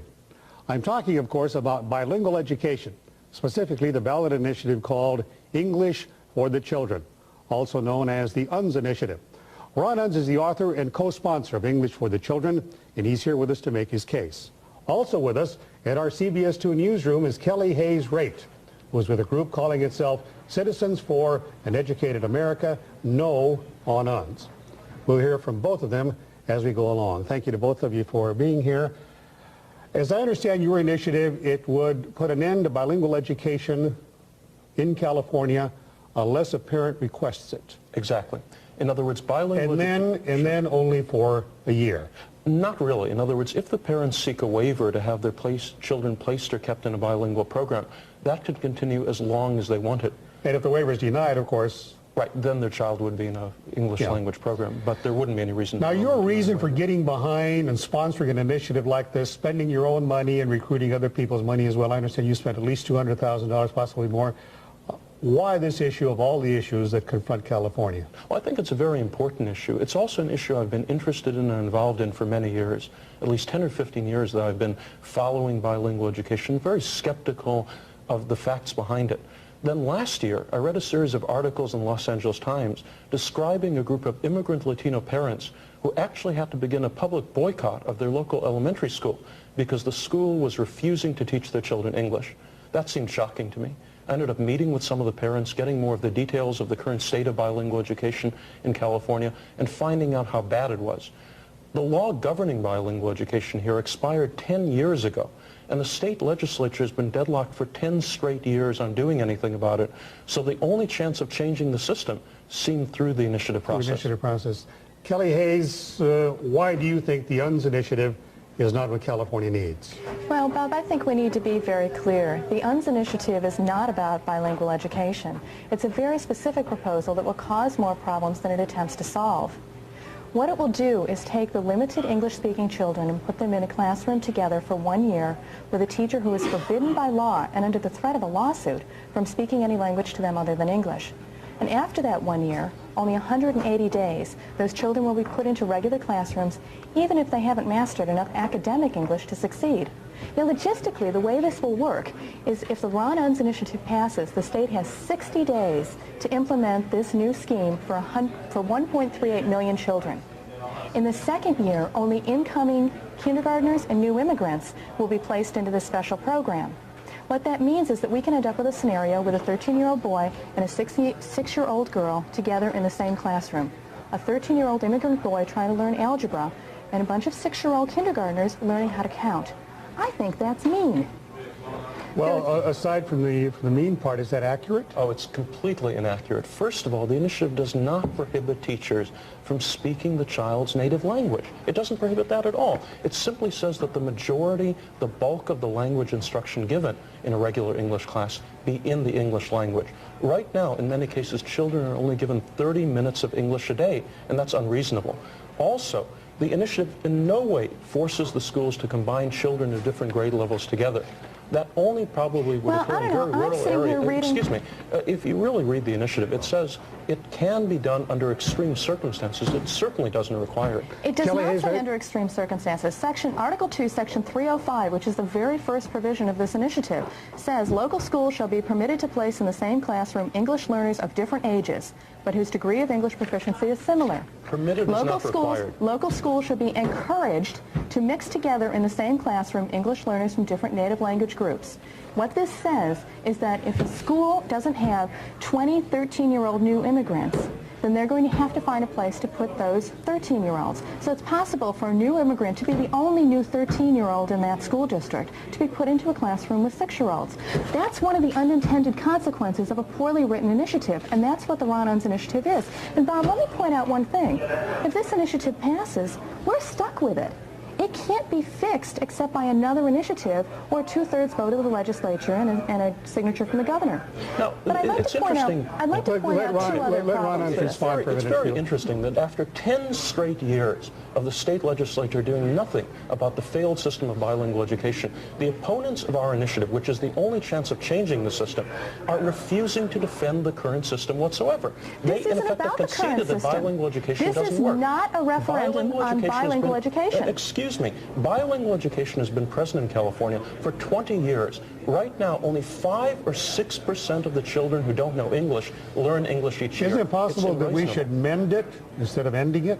They've been trying to mend it for 10 years. This would seem to end it. It doesn't work. That's the problem. Kelly? We've tried it for 20 years. It doesn't work. I'd like to ask Mr. Unz a question. He cites the statistic that only 5% of the students learn English every year. 5 or 6. What that statistic means is that 5 or 6% of the students are reclassified as being fluent in English. That doesn't mean that 95% of the children have failed. What that means is that they haven't learned enough English yet to be called fluent, which just proves that children can't learn enough fluent English in just a year. I would like to ask Mr. Unz, what percentage success rate does your system have, your untested system? Now, to give you one example, I'd like you to answer the question, please. I will give you an answer to the question. My co-proponent in the initiative, Gloria Mata-Tuckman, who's a first-grade teacher in Santa Ana, has a class of incoming limited English children. At the beginning of that year in first grade, none of them know English. At the end of that year, all of them have learned to read and write English properly. Around the world, in every country except the United States, it is generally recognized that immigrant children who don't speak the language can learn it within 1 year. Now, bilingual education claims that it takes 7 years for a child to learn English, which is nonsense. Let me stop you both there. When we come back in our next section, we will talk indeed about the record of bilingual education and indeed how your initiative will address that and the criticism of it. We'll be back in a minute. Welcome back. I'm Bob Navarro. The issue is bilingual education and the initiative that virtually eliminates it. With us now, and still with us, Ron Unz, author and co-sponsor of English for the Children, and also with us, the leading critic of the initiative, Kelly Hayes-Raitt, who's with a group calling itself Citizens for an Educated America, No on Unz. Kelly Hayes-Raitt, your turn. Bob, the reason why Mr. Unz has been unable to give us any empirical evidence on why his experiment would work is because there is none. The Ron Unz initiative is an untested experiment on California's children. It will also have several other consequences. It will outlaw successful language programs that are currently working. Secondly, it will attack local school districts' ability to create their own programs to teach their children.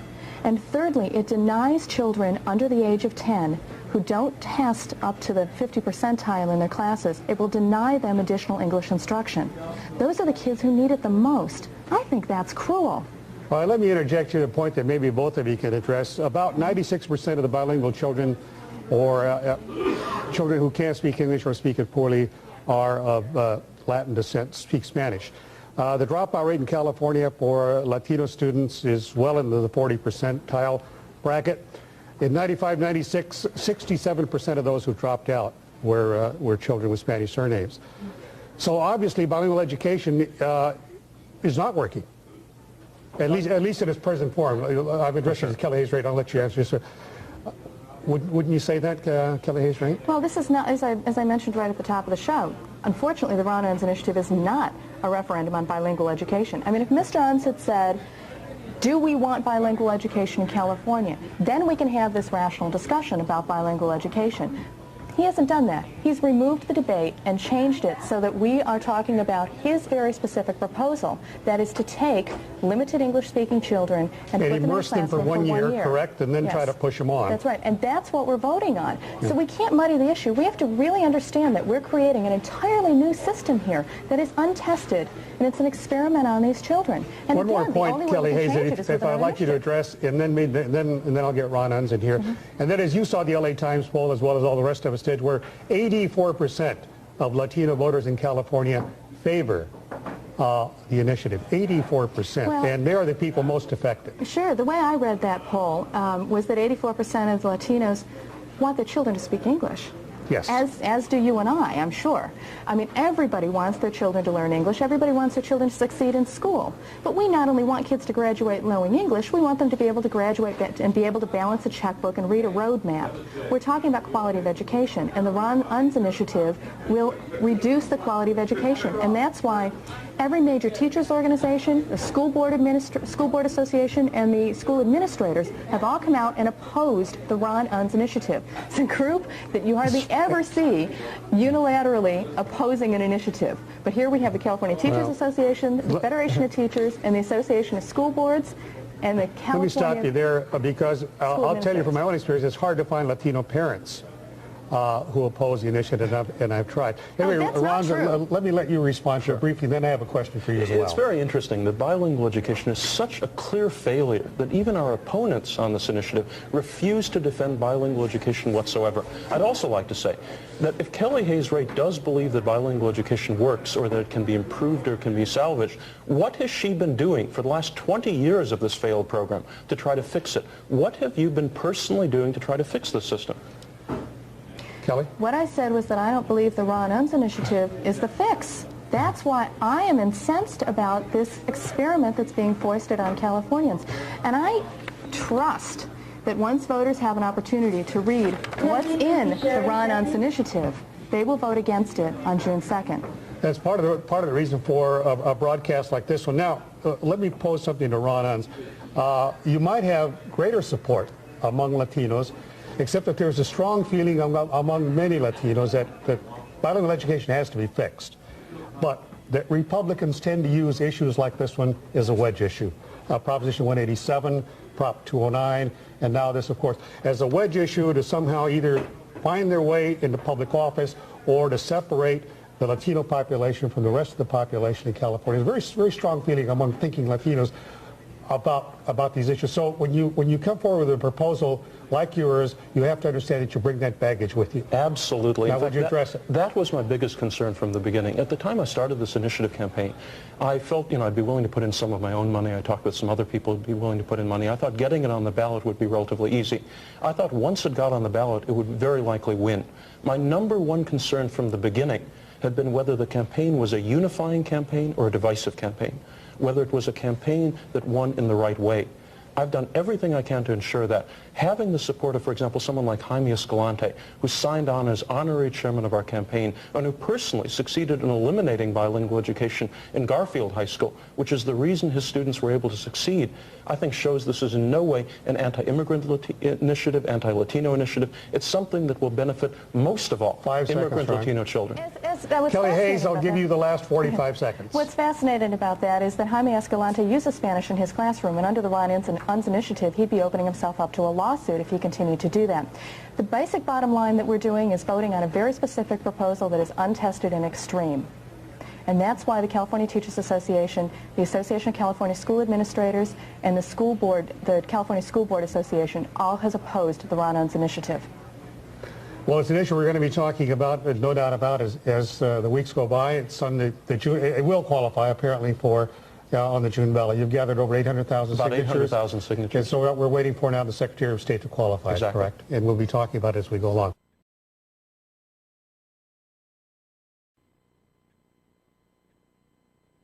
Today, a hotly debated subject. What is the best way to teach immigrant children? Well, come June, you may be asked to vote on a ballot initiative which would drastically change bilingual education in our state. Many of these new students have limited English skills. Instead of teaching them in their primary language, like is done now, kids would be taught primarily in English. Will this help mainstream children into regular classrooms, or does it set up minority kids to fail? Hear both sides on today's Online.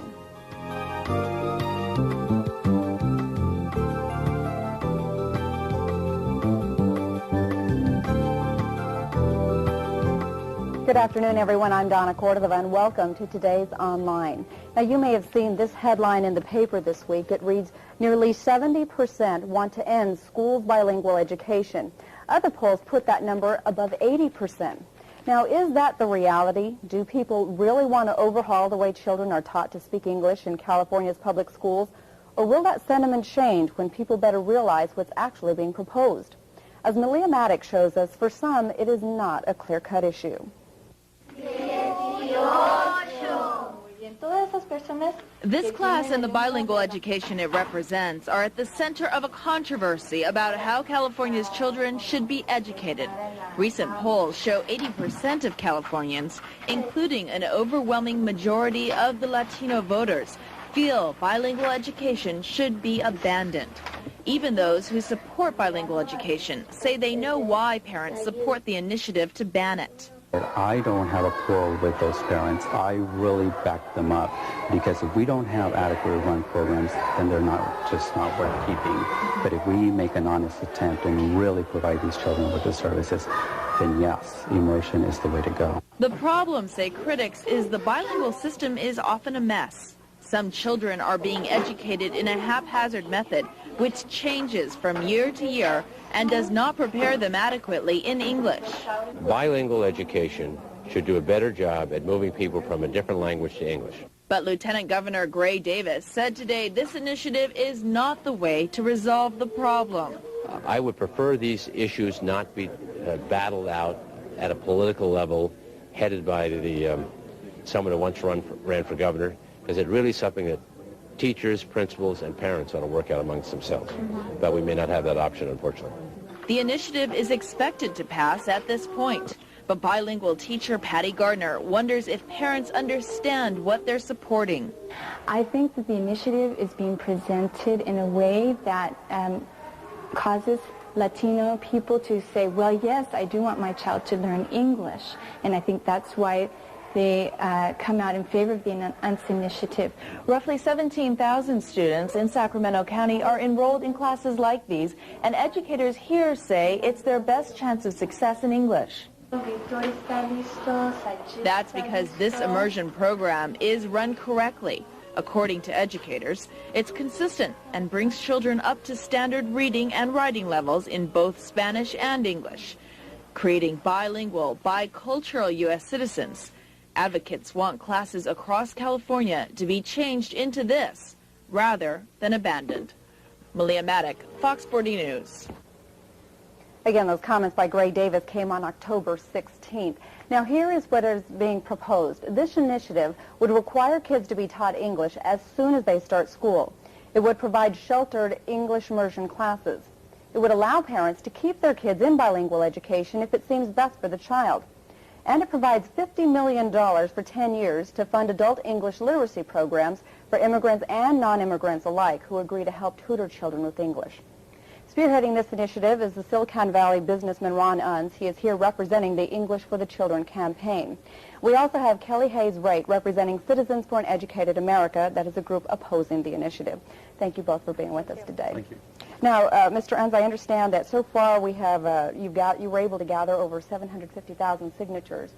We don't know yet if this will qualify for the June ballot, but we do have the signatures to do that. It looks very likely it will qualify. We actually filed almost 800,000 signatures, which is nearly twice the number that we need. So I really think this initiative will be on the June 98 ballot. And we should know by next month. Exactly. Okay, now what prompted all of this? How did you get involved in this? Well, I've been opposed to bilingual education for many, many years. I've always thought it didn't seem to make sense. It didn't seem to work. But this particular effort was prompted by a series of articles I read in last year's Los Angeles Times describing a group of immigrant Latino parents in downtown Los Angeles who actually had to begin a public boycott of their local elementary school because the school was refusing to teach their children English. And when things have reached the point where parents have to picket a school to force that school to teach English to their children, I think something has to be done about it. Now, Ms. Wright, what we saw here was an example of people taking a stand, making a stand about the bilingual education system in our state. Doesn't that send a message that things need to be changed? Well, Donna, I think we need to be very clear here. This is not a referendum on bilingual education. What we're voting on June 2nd is a very specific proposal that will actually cause more problems than it hopes to solve. Here's what the Ron Unz initiative will do. It will take all limited English-speaking children and put them together in one classroom with a teacher who is forbidden by the law, by this new initiative, and under the threat of a lawsuit, from speaking to them in any language other than English. Now, after that year, 180 days, those children will be put back into regular classrooms, even if they haven't mastered enough academic English to be able to succeed. Okay, let's go ahead and take it from that point. Is that what is being proposed? That's utter nonsense. That has no relationship to what we're proposing. Well, that seems to be from what we're reading. Well, but it really isn't. I mean, what we're talking about is taking children when they start school and normally putting them in a sheltered English immersion class, certainly not mixing together all the children from all the different grade levels, unless under the most extreme circumstances like a tiny rural school, it's really necessary. Also, teachers are not, excuse me, teachers are not forbidden to speak the native language to the child. The initiative simply says that the overwhelming language of instruction should be English. Using a few words of Spanish or a few words of Vietnamese or a little of that to help the child along is perfectly permissible. Now, let me ask you this. In that type of situation, if you do have children, which is what we would have, children who very, in many cases, very limited or often no English skills whatsoever, can that not be setting them up for an incredibly frightening situation or fear of even speaking up? If they do not know the English language, how do we expect them to also learn the other types of things that they're expected to learn in school? That's a very good point, but remember, almost all the children we're talking about are starting school when they're 5 or 6 years old. They're very young children. They're at an age when it's easiest for them to learn another language. And what we're talking about is putting them in a sheltered English immersion class with a teacher specially trained in teaching English to such young children. What the teacher would do is simply bring them along in the English language. During a period of a few months or a year, they would take them to become reasonably fluent and knowledgeable in English. And once they learn English, they can be mainstreamed in with the other children.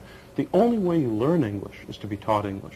And right now it's not happening. And you're not reading that in the initiative. I'm reading right from the initiative. It says local schools shall be permitted to place in the same classroom English learners of different ages. It also says local schools shall be encouraged to mix together in the same classroom English learners from different native language groups. What's going to happen in the second year of the Ron Unz experiment is that we'll have only the new children in this untested experiment, the new kindergartners and the new immigrants. Here's where we'll more likely see the scenario of a 13-year-old boy and a 6-year-old girl in the same classroom. A new 13-year-old immigrant boy who's learning algebra for the first time in with a group of 6-year-old kindergartners who are learning to count. Could that not foster embarrassment and... Certainly, I mean, it's unclear to me why a school would want to put together children who are 13 years old with children who are 5 years old. It's permitted, but it's currently permitted under the law. But this is what the law says. The current law allows children of different ages to be put together. Our initiative also allows children of different ages to be put together. There's no change from the current law. Now, Donna, what we're hoping to do under the initiative is explain to me the process of a 1-year English immersion class. What if it takes more than that? The initiative says, the initiative doesn't restrict it to simply 1 year. It says normally the period of time required to teach young children English is no more than 1 year. Once the children have learned English, they're then moved into a regular English language program. But they're only moved into such a program once they've learned English properly. Ms. Ray, is 1 year enough? There is nothing in this initiative that tests whether or not children should be moved. It says, we're talking about a law here. We have to read these words. And Mr. Unz says, oh no, that's not really going to happen except maybe in a rural school, or it's not really going to happen except maybe in some school where they decide to do it. The point is this is what the state will mandate if this initiative passes. If the Ron Unz initiative passes in June, we're stuck with it. Well, let me ask you this. Should it take, right now, we can't change this initiative once it passes, except by a 2/3 vote of the legislature and a signature of the governor, or another initiative. It's very important. Well, let me ask you this. Right now, it is taking the way the bilingual education is set up in our state, approximately 5 to 7 years for a non-English speaking student to eventually become proficient in the language. Now, are we just spending that time? Should it take 5 to 7 years? Or are we just coddling these children? Are they actually learning English? Or are we just putting them in the system like a ship just floating in the ocean? Well, the point here is that this is not a referendum on how long children should be being taught English. This says that children shall be taught English for only 1 year. It doesn't say It says it right here. It says children who are English learners shall be educated through sheltered English immersion during a temporary transition period, not normally intended to exceed 1 year. The only way any child can get extra help is if they meet very strict requirements for a waiver. But I want to point out a very important, and I'm sure it's unintended, Mr. Unz, a very important consequence of this initiative. It actually denies children under the age of 10 who test below average in English exams any additional English instruction. Kids who most need the help won't be able to get it if Ron Unn's initiative passes. But that isn't true. Now, you're It saying, is true. You're saying from the information that I received that parents would be allowed to keep their children in English bilingual education programs if they do receive a waiver or they feel it is best for the child. What are the requirements for that waiver? Parents should know that. There are a couple of different ways the waiver can be obtained. One of them is if the child is an older child. In other words, if the child is 10 years or older, you simply have to meet with the teachers or the principal of the local school and get them to agree that it's better if the child be in a bilingual program or some other type of English language acquisition program. For younger children, where bilingual education probably is less necessary and English language acquisition is probably better immediately, you would have to get the agreement of the office of the local superintendent. So in other words, the local school district would decide whether or not to grant the waiver. Some school districts could grant a waiver much more easily than others, and those issues would be under the authority of individual school districts. God, I don't know, I'm exhausted hearing all those waiver requirements. But let me ask you this, Mr. Unz. Sure. What about the child under the age of 10 who has no particular special needs, but who tests at, the 40th percentile in their class? We're not talking about a learning impaired kid, just a kid who needs that little extra push. They're denied a waiver here. They're not denied it. They are. The only way you can get a waiver is if the child is over the age of 10, has a special need. That's what's in here. We're running into time requirement here. We're going to take a quick commercial break right now, and our discussion on bilingual education in our state continues right after this. Welcome back to Online. Today we're talking about bilingual education in California. Now, come June, you will likely be asked to either support or turn down a controversial ballot proposal. Instead of giving immigrant children years to master the English language, it calls for approximately 1 year of English immersion before mainstreaming kids right into standardized classrooms. With us are Ron Unz, a businessman and former Republican candidate for governor. He is spearheading the initiative. And Kelly Hayes-Wright, representing a consortium which thinks the Unz plan is wrong. Now, before we went to the break, we were talking about the waivers, that if parents did not want their children involved in the English immersion program or preferred them to be in bilingual education programs, they could get a waiver to do that. If the children have limited English skills, chances are their parents have limited English skills. Parents may not be able to speak English that well themselves, so how can they understand what would be required of them to get one of these waivers? Well, obviously, if parents don't know the system, it's more difficult for them to get a waiver under any circumstances, but that's true today. In other words, many parents have been trying to get their children out of bilingual education and taught English for years without any success. One thing I will say, it'll be much easier to get a child into bilingual education under our initiative than it is today to get a child out of bilingual education, where parents have to pick at a school to force that school to teach English to their child. Donna, that's simply not true. Today, all a parent has to do to get a child out of bilingual education is to write a letter to the principal. That's what's in the current school election code. And by law, that principal is required to remove that child and put that child into a regular classroom. What options would they have? That's what parents are allowed to do right now. Then why would they have to pick at a school? Under the Ron Unz initiative, they would have to come down to the school, learn about what all the programs are, have a conversation with the principal. Then, if their child meets one of those very strict waiver requirements that we discussed before the break, then the child can be put into an additional English instruction classroom if there are 19 other children from the same school and the same grade who also meet those requirements and whose parents also have the time to come down to the school. I mean, talk about hoops you have to jump through, and this is what we're going to codify in law. But you know what? There are two other unintended consequences of this initiative. One is that it virtually eliminates, it absolutely eliminates local control. Now that is a concern because some school districts feel that they do have successful bilingual education programs. What happens to them? Well, I agree with that. I'd like to say I think by and large in the state of California, bilingual education has been a complete failure. In fact, it's interesting that my opponent refuses to defend bilingual education in any way. On the other hand, California is a very big state, and even if something is a failure overall, I'm sure there are many, many, many individual bilingual education programs that are good programs and should be allowed to continue. Our initiative will allow them to continue. Oh, where? How? Those programs, for example, where the parents support their child being in the program and have the support of a local school district, will be allowed to continue with almost no difficulty. Is that correct, that it would take the 19, that figure 19? Right. Now, what if there are 15? Where are those people going to go? What would happen is districts then would set up bilingual education magnet schools. So in other words, if there aren't enough children at a given school to support such a program, say if there are only 1 or 2 children whose parents want bilingual education at a school, it's not possible for that school to offer such a curriculum. But what the district can do is set up a school where all the children from these different schools get together and have such a program. Could we be setting ourselves up to where we have 2,000 different programs going on in every community across the state?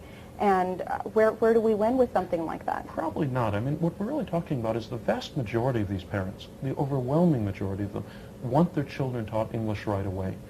My guess would be that probably 98 or 97% of all the bilingual education programs in California will disappear once our initiative passes and they truly become voluntary. However, the remaining 2 or 3% will be able to continue. And those parents who want them can certainly send their children there. He said a lot here, and I'd really like an opportunity to respond. Here's the initiative. English language education. Children who are English learners shall be educated through shelter English immersion during a temporary transition period not normally to exceed 1 year. There are no exceptions in here for current programs that are proven successful. The one that we saw at the top of the program will be outlawed by this initiative. There is nothing in here. Excuse me, I'm finishing here.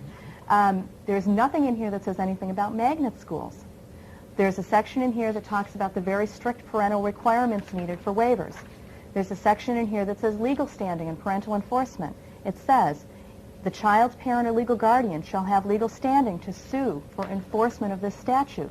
That means a teacher can get sued for using a foreign language in a classroom.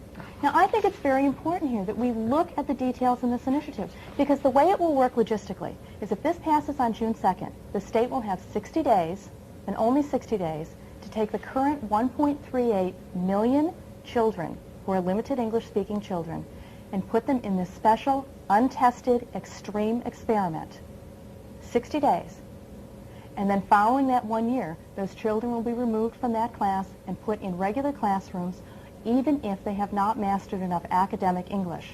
That's what it says in the initiative. That's what's printed here on black and white. It doesn't matter what Mr. Unz intends. It doesn't matter what he believes may happen. What happens is what's on the page. This brings up a very important point. You mentioned the 1.38 million children that are involved in bilingual education programs. That is an overwhelming number of children that we're talking about. Where is the proof that something like this would actually work? This is an overwhelming social experiment that we would be subjecting children to. What we do have right now is overwhelming proof that the current system is a complete failure. We've tried bilingual education for 20 or 30 years. It's never worked. Only 5 or 6% of the children each year learn English properly. Furthermore, bilingual education is used nowhere else in the world. All the other nations in the world that have similar groups of immigrant children coming in use something very similar to our initiative.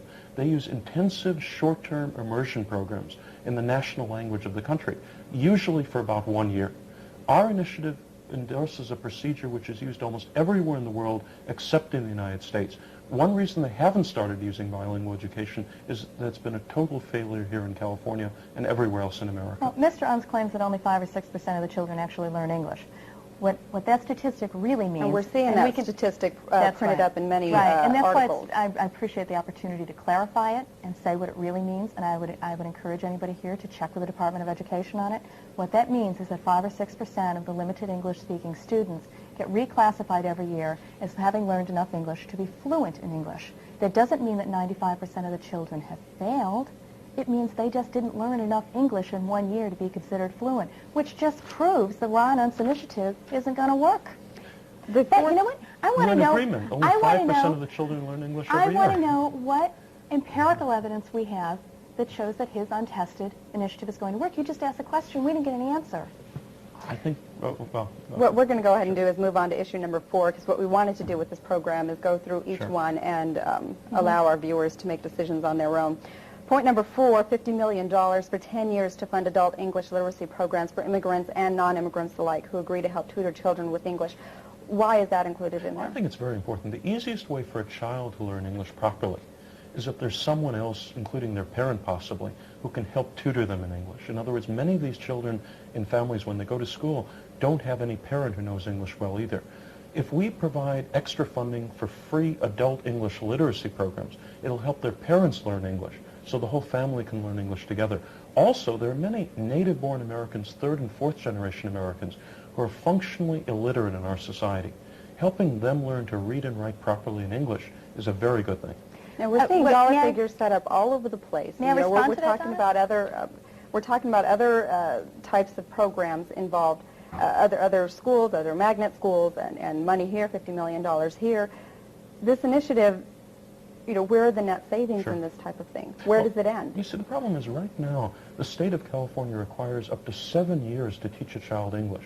During all those years, the schools get extra money because the children haven't learned English. The language acquisition system we use for English learners in California probably spends about $1 billion a year. By getting rid of it and by teaching English to all these children quickly, rather than taking 7 years, we'll probably end up saving hundreds of millions of dollars. In fact, the nonpartisan legislative analyst has said that our initiative on net will save money. Oh, that's not true. It absolutely said there will be no net fiscal savings. In fact, in your initiative itself, it says there will be no change. Article 2, Section 305, it Read says, the title and quote, summary. as much as possible, current supplemental funding for English learners shall be maintained. Donna, would you read that, please? Right there. If I can respond to that? Right there. Okay, and I'd also like to respond to what he said see, earlier right now about what we're I would doing- like to respond to what he said earlier about the money for parents. What? We are in absolute Okay, agreement you can go about that. It's a wonderful idea to teach other people in the community English so that they also can succeed in our society. We're in total agreement about that. The irony with the Ron Unz initiative is that it says parents should be teaching their children English, but it forbids by law teachers who know how to teach children English. It forbids them to teach them English. It forbids teachers to be able to use the knowledge and the experience that they have gained over years of teaching children. And that's a concern for many lawsuit. parents. Okay, say a child is involved in one of these English immersion type programs. They ask questions. Exactly. They would probably most likely ask in their native language. And how would the teacher be required to respond? The whole thing there is that the teacher isn't prohibited from speaking any of the native language. But what the initiative would say is that the overwhelming language of instruction in the classroom has to be English. Now, the only way a child will learn English properly is if, as much as possible, the teacher and the other children use English in the classroom. 5-year-old children, when they start school, can very quickly learn a language. My co-proponent in the initiative, who's actually a teacher, first-grade teacher, Gloria Mata-Tuckman from Santa Ana, has each year a whole class of non-English speaking children, Spanish language and Vietnamese children, coming into her classroom. At the end of that 1 year, using sheltered English immersion, all of those children are reading English and writing English and speaking English. English is an easy thing. Let's go ahead and give you an opportunity to speak about the people that you have who are opposed to the initiative as well. That's terrific that Gloria Mata-Tuckman has a successful classroom. I would like to see other teachers who have successful classrooms be able to continue with their successful programs, like the one that we saw at the top of the program. That program would be, that particular bilingual education class would be outlawed if the Ron Unz initiative passes. Unless the parents wanted it. No, there is no We're running waiver. out of time here, but I do want to ask you a quick question. There is a concern, and people are wondering, why would you be involved in something like this? You ran for governor before, unsuccessfully. Could this be an opportunity for you to just keep your name out there? Do you plan to run for governor again? Well, the thing is, this is an issue I've been involved in for 10 or 15 years. I've written on it. I've spoken on it. I've been involved in this issue and opposed to bilingual education for many, many years. I have a full track record on it. In fact, since both of us, myself and Kelly, both agree that bilingual education doesn't work today in California, I'd like to ask you, Kelly, what have you been doing in the last few years to try to improve bilingual education? What have you been doing on the John, issue? I've been a consumer advocate for the last 20 years. We're not going to let this get into into a personal attack. We are out of time right now. We are out of time. Are all of the education frontliners, the school administrators, the school board members, California Teachers Association, California Federation of Teachers. We want to provide our viewers a perfect opportunity to, anytime you see articles on this, read them and try to get as much information as you can. And we want to thank you for joining us today, and we hope that we were able to give you some information here to help you make good decisions at the voting booth. If you'd like to learn more, you can get the actual text of the initiative, read it for yourself, by calling the Secretary of State's office at 657-2166 or get a summary on their website, which is www.ss.ca.gov. We hope you'll join us again next week online.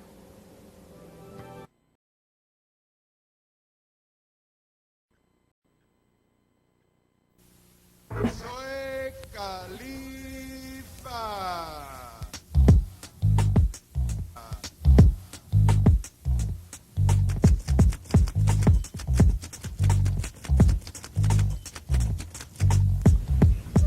Hello and welcome to NCM, the New California Media in Search for Common Ground. I'm Emil Guillermo, columnist for Asian Week, Filipinas Magazine, and ChannelA.com. For the next half hour, we're going to explore the stories and ideas of an ever-changing and diverse set of ethnic communities. En masse, they form an audience that is fast becoming California's new majority. In the past, the journalists covering the beat have been called members of the ethnic press. But in the 90s, a different name seems far more appropriate. They are indeed the media of a new California. Today's focus, bilingual education. Has it outlived its usefulness in the new California? We'll also talk to high-tech entrepreneur Ron Unz. He ran for governor and has just launched an initiative seeking the end of mandated bilingual education in California. Will it become the next 187 or 209, the next big divisive issue in our state? Joining me here at the table are members of the New California Media Network that we've established. Gregory Rodriguez is a writer with several Los Angeles community papers, Hispanic community papers, La Opinion, the East Side Sun in Los Angeles. Gregory, welcome. Also joining us is with the Triad Journal, Henry Liam with the Vietnamese community. Thank you very much for joining us. We're also joined by Kevin Weston, a writer with the New Bay View in San Francisco. And from the Cantonese News on KTSF TV, Mei Ling Zhe, anchor and managing editor. But now let's turn our focus to our special issue today, bilingual education. In today's New California, 1.3 million students speak a foreign language and have limited English skills. While there are some 87 primary foreign languages represented by school-age children, it's reported that Spanish tops the list, spoken by more than 1 million children. But recently, there have been signs that bilingual education is not the answer, no longer the answer in public schools. In Southern California, for example, students have actually boycotted and demanded to be put into English-speaking classes. Just weeks ago, Orange County became the largest school district in the state to win permission to drop traditional bilingual education. The 29,000 student district is now moving kids into full English immersion classes. Where does bilingual education belong in the New California? Let's turn to our panel, since the Southland is the hot button. Gregory Rodriguez, reporting from the South. How do people, what's the coverage like there, and how is the community responding to this change, especially in Orange County? You know, I think it's one of those issues that's very hard to gauge. I mean, one of the difficulties I think that Ron Unz, the author of this initiative, is having is trying to gauge, in fact, what these parents of those children in bilingual education are indeed thinking. As far as the coverage in the Southland, the LA Times has been very moderate about it, but La Opinion's coverage has been also really very straightforward, very objective, and the only distinction between La Opinion and the mainstream press has been that there's been more coverage. But other than that, they've been very even-handed. But are we seeing people suggesting that perhaps maybe now is the time, we're looking for reforms, maybe this action in Orange County is the reform we need? Maybe we just need to throw up our hands and say bilingual education has not worked. Is that happening? Part of the problem is that when we gauge public opinion, we're usually gauging Mexican-American opinion, and that the Mexican immigrant whose children are actually in that program are still unheard of. We still don't know what they're thinking about it. So among Mexican-Americans, yes, there seem to be a great deal of indicators saying they're not willing to fight for this program. Among the Mexican immigrants who tend to vote less and are less likely to be citizens, I think it's still up in the air what they're thinking. Is there a generational difference between the people who have been here 2, 3, 4, 5 generations and the new immigrants? Very much so. And the fact of the matter is those who have been here more than one generation have nothing to do with bilingual education. They may be practitioners of it, but they're not affected by it directly, having their children in it. So, and for them, it's more of a cultural, symbolic issue of maintaining culture. And for immigrant parents, it's about what's best for their children. So who wins out? We'll see. You don't know, Gregory? Not yet. I think as the immigrant portion of the Latino vote increases from 20% in '94 to 30% in 1996, as immigrants become a greater part of the Latino electorate, I think things are going to change greatly. Yeah. All right, let's turn to the Vietnamese community, because I know that in some areas in the Southland as well as here in the North, Vietnamese, the population is a very large one. And how important, Henry Lim, is bilingual education in the Vietnamese Well, community? the issue has always been classified and talked as a Latino versus non-Latinos issue rather than Asians versus non-Asian or Latinos. And Asian school children, especially Vietnamese newly arrivals, especially, I think they do need bilingual education. One problem with the Vietnamese community is that we come in wave. The first wave is 1975. The second is around the boat people around 1980s. And then now the recent humanitarian programs that bringing older children and small and second or third generation coming over. And they do need some transitional programs to help them into the mainstream of education. But I don't see much of a reaction or talk about bilingual education at all. So if it went away, they wouldn't mind? People wouldn't mind if it went away? Well, if it goes away, then people will talk up. It appears to be it's going okay for them. So they like bilingual education, and there's no complaint. Indication I can positively point one way or another. All right, but if it appears to be working. If it went away, and kids were suddenly having to go through English immersion, could they survive? I guess that's really the basic issue. It's hard to tell, but I have children myself, and my children are doing well. So I don't know what kind of immersion program we're talking about, what kind of administrative mechanism or procedures that we are talking about. We are still talking a very rhetorical, political, general terms rather than what actually taking place. Well, the UNS initiative does allow for 1 year of sheltered immersion. We're talking about the UNS initiative in a latter segment, but what about the idea of immersion? Could kids survive, or would that be de facto discrimination? Most studies really say that bilingual education works if it's implemented well, and immersion works if it's implemented well. So it's really about implementation more than it is about pedagogy. All right, Henry, we have Gregory here talking this line about bilingual education. Is it a competitive thing between Asians and Hispanics fighting for dollars here? There's some sense in certain community, there's some sense fighting over the budget. And the reason is that the Vietnamese numbers is smaller, and the Hispanics, Latinos community are larger in terms of, but the Vietnamese have to share that budget with subgroups within the Vietnamese Asian community, like Laos and Cambodians, and that goes with the refugee. But you'd feel pretty upset, though, if that money was taken away from the Vietnamese community, wouldn't you? Well, we want to be fair. Well, all right, fairness. All right, fairness. Everyone wants fairness. I know the black community wanted fairness. Kevin Weston, the Bayview, Ebonics, a big issue in Oakland. Was that a grab for among African Americans for fairness of the bilingual issue? I think it was more of an issue of getting at the institutions, getting at the actual issue in Oakland was not really about Ebonics. It was about the fact that Black Americans are 53% of that district, and they're doing, C- work. It's the fact that the number of teachers that teach there that are African American that know how to deal with the kids or from the community is way low. I think that the people that put forward this Ebonics issue were really looking down the road to a time when they wouldn't have to deal with these institutions in teaching their children. In other words, making schools and education being done by the community. But wasn't it a grab for the funding pie, the bilingual funding pie? The blacks saying, "Look, me too. We have a problem with language. We have a problem with achievement." Yeah, I mean that was obviously a part of it. But what I think underlying that whole issue is an issue that's been in the community for 30 years, which is who is best qualified to teach African American children, and under what culture should they be taught. In all our communities, we're dealing with an institution that is basically not adhering to the New California. It will be an institution that will be catering basically to old values. So that doesn't really work in our community. Is there a real resentment within the African American community toward, let's say, Latino or Asian communities regarding bilingual education, taking up maybe some budget that should be allocated for minorities who have been here, Native Americans, that should be having priorities? I think the resentment more is why are our children failing and everyone else isn't really happening like that. I mean, you said your son is doing well.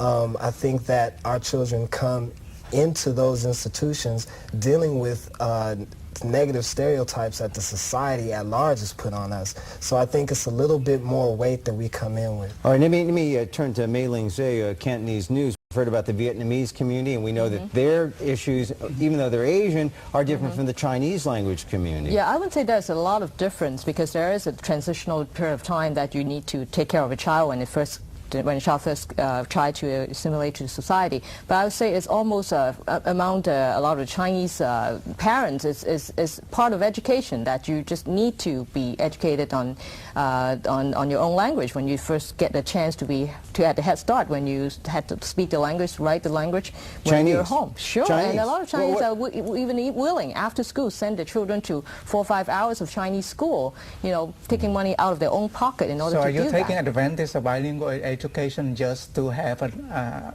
education training for the children instead of going to separate Chinese school? Bilingual education is an opportunity to go to study Chinese. Why should the public pay for that cultural Well, not everybody enrichment? can afford that bilingual education, per se. I'm sorry. Number one, that's not the purpose of bilingual education, is to maintain a native language. The purpose of bilingual education, first and foremost, is to use the native language in order to learn the secondary language, English, better. Does it work? Again, after $100 million of research on it, there's still disagreement, and it's still inconclusive. I think that's as a result. There you got different school districts who's trying to try new things. Like in San Francisco, they're trying the Academy for Language, which is in essence trying to teach a second language in school and welcome everybody who's interested in that particular language and try to see if they can excel. But is the Chinese community generally happy with the way bilingual education has addressed their needs? Well, I would say that in general, there are still controversy as to whether they are doing exactly, the implementation is doing exactly the way they liked it. But the mere fact that the kids who has been having problem with learning new things and get a teacher who can give them a good explanation and, you know, help them out in that area has been very important. All right, quick answer. If bilingual education were to go away, would the Chinese community be up in arms? I would say you got a very significant force from the Chinese community that would object to that. All right, Mei Ling, we've got to take a break. We've heard about the different views on bilingual education. What reforms do exist? Coming up, we'll talk to Ron Unz, the man who'd rather kids learn in English. This is NCM, the New California Media. And welcome back. It's NCM, the New California Media. I'm Emil Guillermo with members of our NCM network, the journalists who cover California's ethnic communities. We've talked about bilingual education and how there seems to be the need for reform. Our special guest doesn't stop there. He wants to do away with bilingual education. He started an initiative drive that some say may be the next divisive issue in our state, the next 187 or 209 right here in California. Ron Unz is a Silicon Valley businessman who ran against Pete Wilson for governor in the last election. He joins us now. Mr. Unz, thank you for joining us here on NCM. Well, very glad to be here. Why don't you explain the initiative? Is it too far-fetched to say it could be the next 209 or 187 in the state? I really would hope not. At least the early indications from both public opinion and elite media seem to indicate that the vast majority of people in California of all ethnic groups really want a school program that teaches English to their children as quickly as possible, especially for young children. And I really think, you know, potentially this initiative could be much more unifying rather than divisive, in that under the right circumstances it could help to get rid of some of the mistrust different groups have for each other. So in your heart of hearts, the motivation wasn't to climb in on any kind of 187 bandwagon, some kind of slash and burn kind of divisive thing, but really to what? To better education? Or for That's primarily it. I mean, to be honest, the numbers of the current system are so amazingly bad. And most people aren't aware of them. And the fact right now is that of the children who don't know English well in the current public schools, only 5 or 6% each year learn out enough English to be reclassified as proficient. And the system overall just isn't working. And my initiative, for example, wouldn't eliminate bilingual education, but it would make the primary choice for children when they start school, especially young children, English language immersion, so they would learn English as quickly as possible. There still would be the option for parents, if they feel very strongly that they want their children to be in a bilingual program, to still have that program for their children. But it would be more an option rather than the default. But isn't it kind of like the slippery slope? Doesn't it essentially gut what's in existence now for people who want bilingual education? I couldn't argue with that because the current system just doesn't work. And in fact, the reason I started the initiative were some of those stories about parents who actually had to start a boycott of their own elementary school to force the school to be willing to teach English to their children. And when things have reached the stage where parents have to use political pressure to force a school to teach English, I mean, that really is absurd. All right, Mr. Renz, let's turn to our panelists. Kevin Weston, New Bayview. Where does the Ebonics issues fall in there? Because it seems like the timing of this initiative is falling when Ebonics kind of brought bilingual education to the front pages. So where would that issue fall? That part of the timing was really more coincidental. In fact, it was interesting because when I was discussing bilingual education with certain friends of mine, especially on the East Coast, they really didn't seem to think it was very interesting. And then suddenly the Ebonics issue arose, and they saw the extent to which certain ideas can be taken past even their illogical conclusions to the point of what I think is just absurdity. I really do believe one reason Ebonics came up as an issue is the question that if you use the same classification criteria in which right now so many immigrant children are classified as non-English proficient, apparently according to that same methodology, 80% of African American children would be classified as non-English speaking in California. And under those circumstances, the argument can be made is if they don't do well in these tests, just like immigrant children don't, why don't they get the extra money as well? But why single out bilingual education? It sounds to me if the black children aren't doing well, it might be just being just a total overhaul of education is needed. I agree with you. To be honest, what we're talking about is only a small part of the problems in California's public education system. The system's in disastrously bad shape for black children, for Hispanic children, for Asian children, and for Anglo children. But this is one of the few areas that lends itself towards direct political action. In other words, there's no way of passing an initiative that shall say all the teachers shall be better teachers, the schools shall be better run, and the children shall learn. While on the other hand, a program like this, which I believe is keeping back so many immigrant children, it can be attacked directly, and I think it should be. All right, conservative might think that your English for the Children initiative is a intensive bilingual education program in disguise.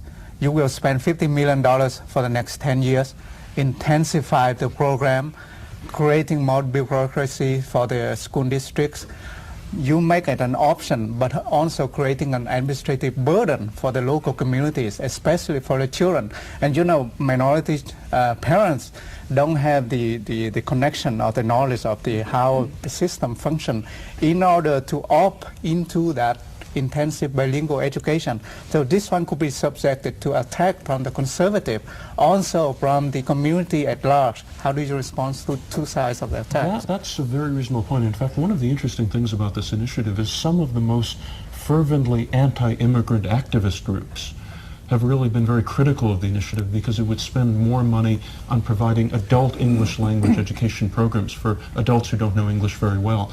In terms of the school bureaucracy, what you're saying is perfectly correct. I think one of the greatest tragedies of the current bilingual education system is that such limited polling data exists shows most, at least Latino immigrants, don't really like the program.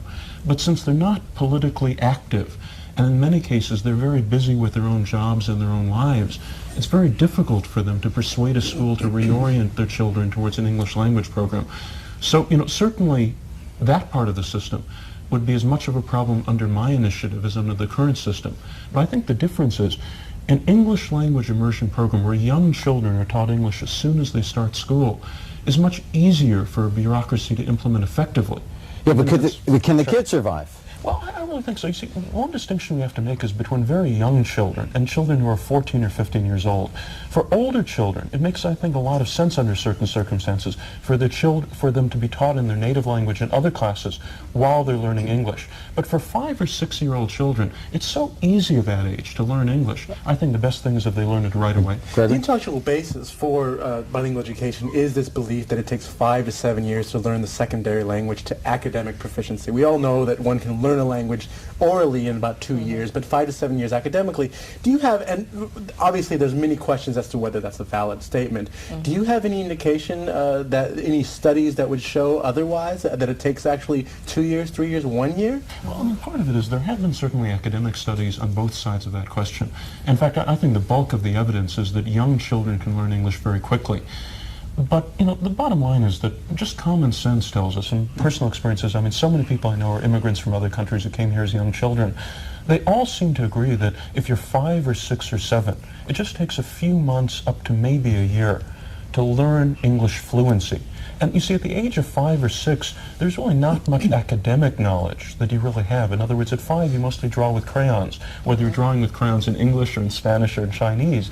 And so if the children of that age are taught English very quickly, they can be then mainstreamed in with other children. Mr. Renz, I'm sorry, we're going to have to end there, but quickly in the next 20 seconds, how many signatures do you need and by when? And what are we the need 433,000 valid signatures statewide by early November, and I think we definitely will be able to get on the ballot, and I think it hopefully will win overwhelmingly, not only among Anglos, but among all the other communities in California. Quickly, who financed this initiative? Well, I put in a good deal of my own money. Other people put in money as well. It's a popular initiative. It doesn't take a lot of money to get on the ballot. Unfortunately, we have to end there. We will follow the money trail later, but I want to thank our guest, Ron Unz, who's a proponent behind the Unz Initiative. Also want to thank our members of our new California Media Network, Gregory Rodriguez, Henry Liam, Kevin Weston, and Milang Zay of Channel 26.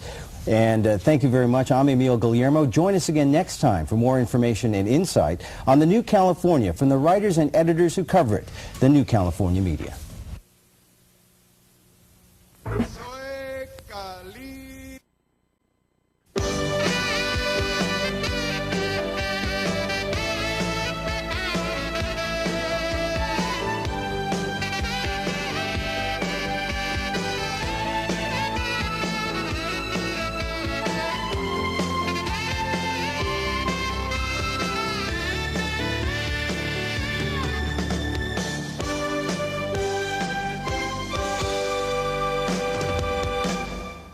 I'm Sue Perez, and this is Our Town. Today's topic is English immersion. After 3 decades of bilingual education, California parents, educators, and citizens will vote this year on how to teach the state's 1.3 million children who are classified as not proficient in English. We'll be speaking with English for the Children's chairman, Ron Unz, about his organization's initiative that would put into place a statewide English immersion program. According to the public polls, the public supports a move to English immersion by a 4-to-1 margin. The sentiment was reflected in the LA Times 1997 poll that found a whopping 84% of Hispanics in favor of a move to English immersion. But the initiative is not without its critics. Please welcome Ron Unz. Ron, it's a pleasure to have you today. Great to be here. To talk to us about this. Actually, it's a little controversial initiative, but we would like to get some clarity on that today. So first of all, why don't you introduce yourself a little bit and tell us a little bit about your background and what brought you to this point today?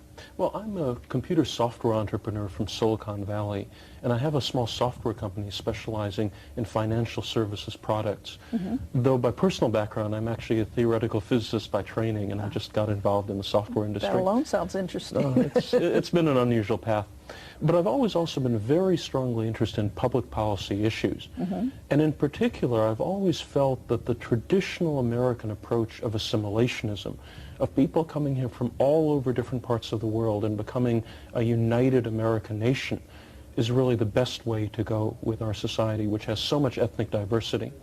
And I've always been extremely skeptical of bilingual education. In other words, the notion of not teaching children English as soon as they start school, but teaching them for sometimes many, many years in their own native language.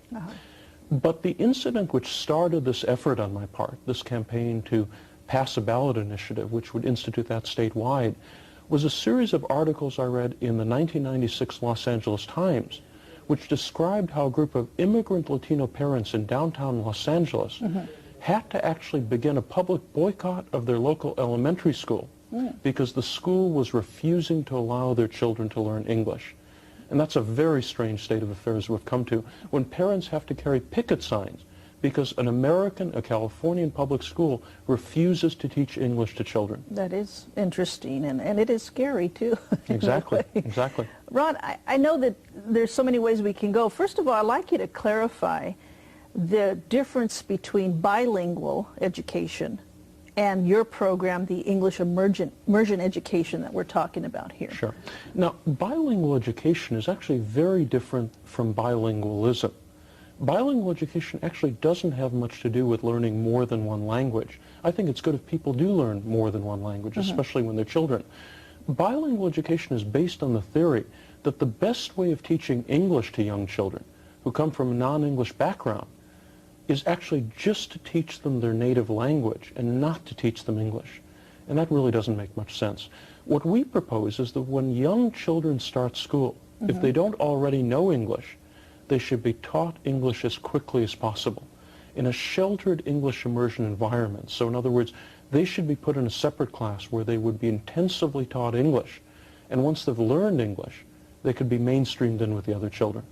Don't you think, though, it's harder for children, or is it easier at that point? I mean, the word immersion is so dramatic. Well, the thing is, but that's the best way for people to learn another language, especially when they're young. There's overwhelming scientific evidence, and also I think a lot of anecdotal personal evidence that we have, that young children pick up another language very quickly and easily. Certainly many friends of mine who are immigrants from other countries all agree that at a young age it was very easy for them to learn English. And I think what we have to do is when a child starts school, if the child is 5 or 6 years old, and that's really what we're talking about, young children, by teaching them English intensively, in a period of just a few months, they can usually learn enough English to be able to get by in a regular classroom. And under the current system we have of bilingual education, the theory behind bilingual education says that it takes such children under that approach 7 years to learn English. And I think that's ridiculous. So when it's happening just a little at a time, it really increases the length of time. Exactly. Under the current system, according to the theorists behind it, if a child starts in a bilingual program when they're in kindergarten, right around the time they're getting into high school, they will finally learn English. Oh, goodness. And I think that's a disaster. Yeah, and it stands to reason that would actually set them behind. Exactly, exactly. Yeah. It just doesn't work. That is the problem. I don't have necessarily any strong opposition to bilingual education in theory, but in practice, the one problem with it is it just doesn't work. The children are not learning English. What kind of statistics or reports do you have to verify this, though? That's a very good point, because when I started this effort, it was one thing to hear the stories of these parents when I met with them, how the schools were refusing to allow their children to be taught English as soon as they started.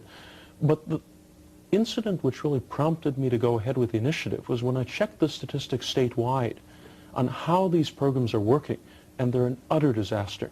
Right now in the state of California, a quarter of all the children in public schools today don't know English.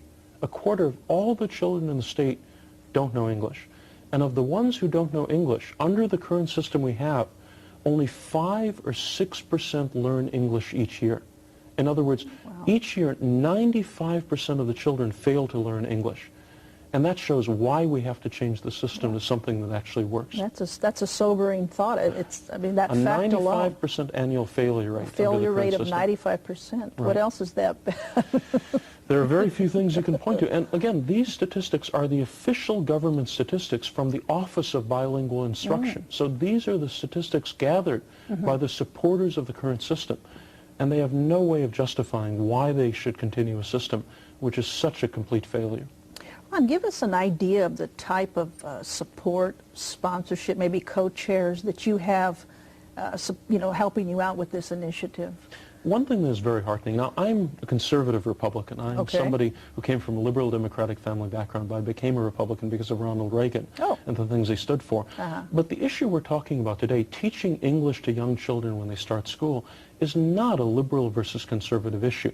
It's not a Republican versus Democrat issue. I think it's an issue of sanity versus insanity. And when you look at some of the people, I mean, but it really is that way. When you look at some of the people involved in our campaign, one of the people who really was working with those immigrant parents to protest the failure of bilingual education is actually quite left-wing. I mean, she's somebody who on a lot of other issues I would disagree with.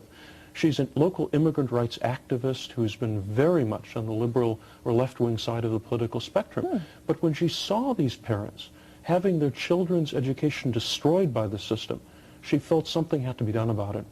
And the honorary chairman of our entire campaign is actually a very famous Hispanic educator, Jaime Escalante, who was the focal point of that movie Stand and Deliver, which was, I think it won an Oscar.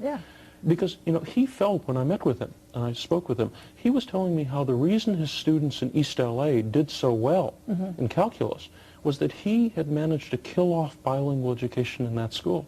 And he felt bilingual education was crippling the educational future of these children. My co-chairman on the initiative is a woman named Gloria Mato-Tuckman, who herself is a first-grade teacher who teaches children who don't know English. I see. They come into her program not knowing any English, and at the end of that 1 year of immersion, they're speaking English and reading English and writing English just as well as any other first-grade child. And she's somebody who feels very strongly about this issue and has been involved in it for years. So we have support that seems to cross political lines, cross ideological lines, cross lines of ethnicity. We have the support from Hispanics, the support from Anglos, Asians, blacks, everybody. So do you feel then, Ron, you know, if we were to bottom line this, in fact, the name alone, English for the Children, do you feel that it's going to help put all children at an even start? Exactly. Because under the current system we have right now, enormous numbers of immigrant children, especially Hispanic immigrant children, are being denied the right to be taught to read and write English properly. And so many of them leave the public schools being illiterate in the English language. And when you look at other problems we have in our society, you know, severe problems, problems of crime and drugs and welfare dependency and gangs, I think a lot of it is because many of these children are leaving the schools not being able to get a good job. And it's partly because they just don't read or write English very well. So actually they can actually end up ahead in some ways because they would have the proficiency of 2 languages at some near point in time. In fact, I think it's a very good thing for young children to be taught a second language when they go to school, to become bilingual. Because I work obviously in the computer industry, and the world's a much smaller place than it used to be. You have a lot of international trade, you have technology that crosses international boundaries, and I think it's very good if children in the public schools are taught Chinese, they're taught German, they're taught Spanish, Japanese, other languages. But the way you make a child bilingual who comes from a Spanish language background is for the schools to teach that child English. And right now the schools are not teaching English to their children. It seems like we've had the opposite type of frame of mind on that and understanding. Exactly. You know, it's interesting too, because I know with having the surname Perez, I did not come, or rather I didn't grow up in a Spanish-speaking home. My grandparents spoke Spanish, but they also spoke English. But a lot of people just automatically conclude that I speak Spanish, which I now wish I would have learned it. And my son and daughter are learning it in high school. And I see that it would give me the edge. It would have opened more doors for me. But then there's also, like I said, the stereotype of the name Perez and the automatic conclusion that I don't speak English. Exactly. In fact, one of the most horrifying aspects of bilingual education, the system we have right now, is that there are enormous numbers of children whose first and only language is English, but whose name is Perez or Gonzalez or, you know, Nguyen. And because of their family's name, not because they speak another language, they speak English, but because of their family's name, they are placed in a program where they're not being taught English. In fact, many of the people most enthusiastic about helping our campaign are individuals who might have had some possible support for bilingual education in theory, but when it came down to their children or their grandchildren being placed in a program where they were not being taught English simply because of their family's ethnic background, it really generated outrage in them. And in fact, one of the strong supporters we have is a man named Fernando Vega. He's a lifelong committed Democrat. He's a little bit elderly. He's in his 70s. Very strong conservative Democrat.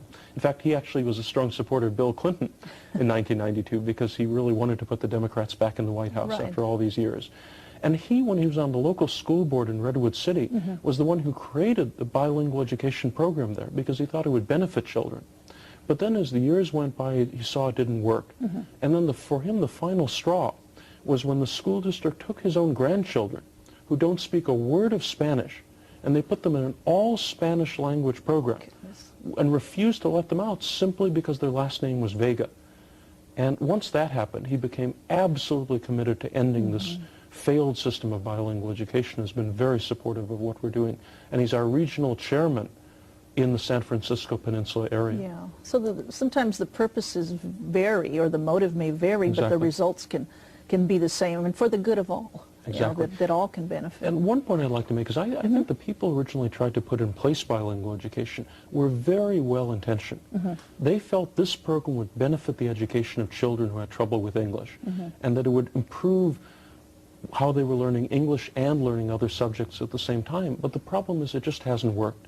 And as all of us know, there are many of these large government programs that were set up with the best of intentions 20 or 30 or 40 years ago, and they just don't work today. But there's so many people whose jobs depend on continuing them, and whose funding comes from these programs, that they refuse to admit that the programs have failed. And for instance, give me a couple examples as to why you think these programs are not working. Well, I mean, the most obvious one is the failure rate. I mean, when you have a system where only 5 or 6% of the children each year successfully learn English, that's a complete disaster. And then when you look, for example, at different ethnic groups in California, of all the immigrant groups in California, the immigrant group most likely to be given the supposed benefit of bilingual education are Latino immigrants. They're put in programs much more than Asian immigrants or European immigrants or any other immigrant group. And then of all the immigrant groups in the state of California, the group that has the lowest test scores and the highest dropout rate and the lowest rate of admission to college are Latino immigrants. So if bilingual education actually were a benefit rather than a harm, it's strange that the group that gets the most of it does the worst. And the reason they're doing so badly is they're not taught how to read and write English. And then suddenly when it comes time for them to take the SAT or to try to apply for college, they have to take the test in English, and they don't know English, and that is a disaster. Now, when I first began to hear about this initiative, a lot of people were using the term or the phrase English only. Is this correct? I really would normally not use that phrase. I mean, again, people can call something whatever they want to, but what we're talking about is not having to do with government laws or government documents or street signs or any of that. What because it does sound a little disrespectful or rude. What we're talking about is something much more simple that hopefully all of us can agree on. And that's the idea that when young children start school, they should be taught English as quickly and as effectively as possible. I'd also like to say that we don't outlaw bilingual education entirely. In other words, those parents who really feel strongly that their children can benefit from a bilingual education program could apply for a waiver. And then they could keep or place their children in bilingual education. Is this all defined in the initiative? It's all defined in the initiative. So in other words, it allows parents to apply for a waiver if they want their child in something other than English immersion. But the evidence that English immersion is the best approach to take, and the evidence also is that the overwhelming majority of parents, of immigrant parents, want their children taught English right away. And that's the reason I think they'll be very happy with this initiative. How long do you think, though, that it would take to implement something like this? I mean, it would probably eventually just represent a small part of the educational system. It certainly. How would we work this transition? And you know, what kind of effects would that have? I don't think the transition is as complicated as most people might think it is, because what would happen once our initiative passes is that the same teachers would be teaching the same children in the same classrooms as before the initiative passed. It's just that they would be teaching them English. And the problem, one of the problems with the current system is that there are 140 different languages spoken in the public schools. And there's an incredible shortage of qualified teachers who speak those 140 different languages. I can imagine. Well, on the other hand, having children being taught English is much easier to implement. You know, I can vouch for that. I've been in stores or utility companies, and a parent maybe or grandparent will bring a 5 or 6 year old child in to be the interpreter. Exactly. And I'm thinking these people, or rather these children, have learned so quickly. Where did they learn? You know. In many cases. And how quick they catch on. Exactly. In fact, just yesterday I was on a Spanish language talk radio show, and I've been on a number of those. And the host was, you know, receiving calls from different individual parents, and most of them really supported what we were doing, most of the Latino parents calling in. And one of them said the thing she was most angry about regarding the bilingual education program, which really is a Spanish-only program, to give it its true name, was when her young daughter started school. She'd been in preschool, and the young daughter actually knew English. She knew some English. But because she was in a Spanish language program when she started school, she forgot English over the next couple of years.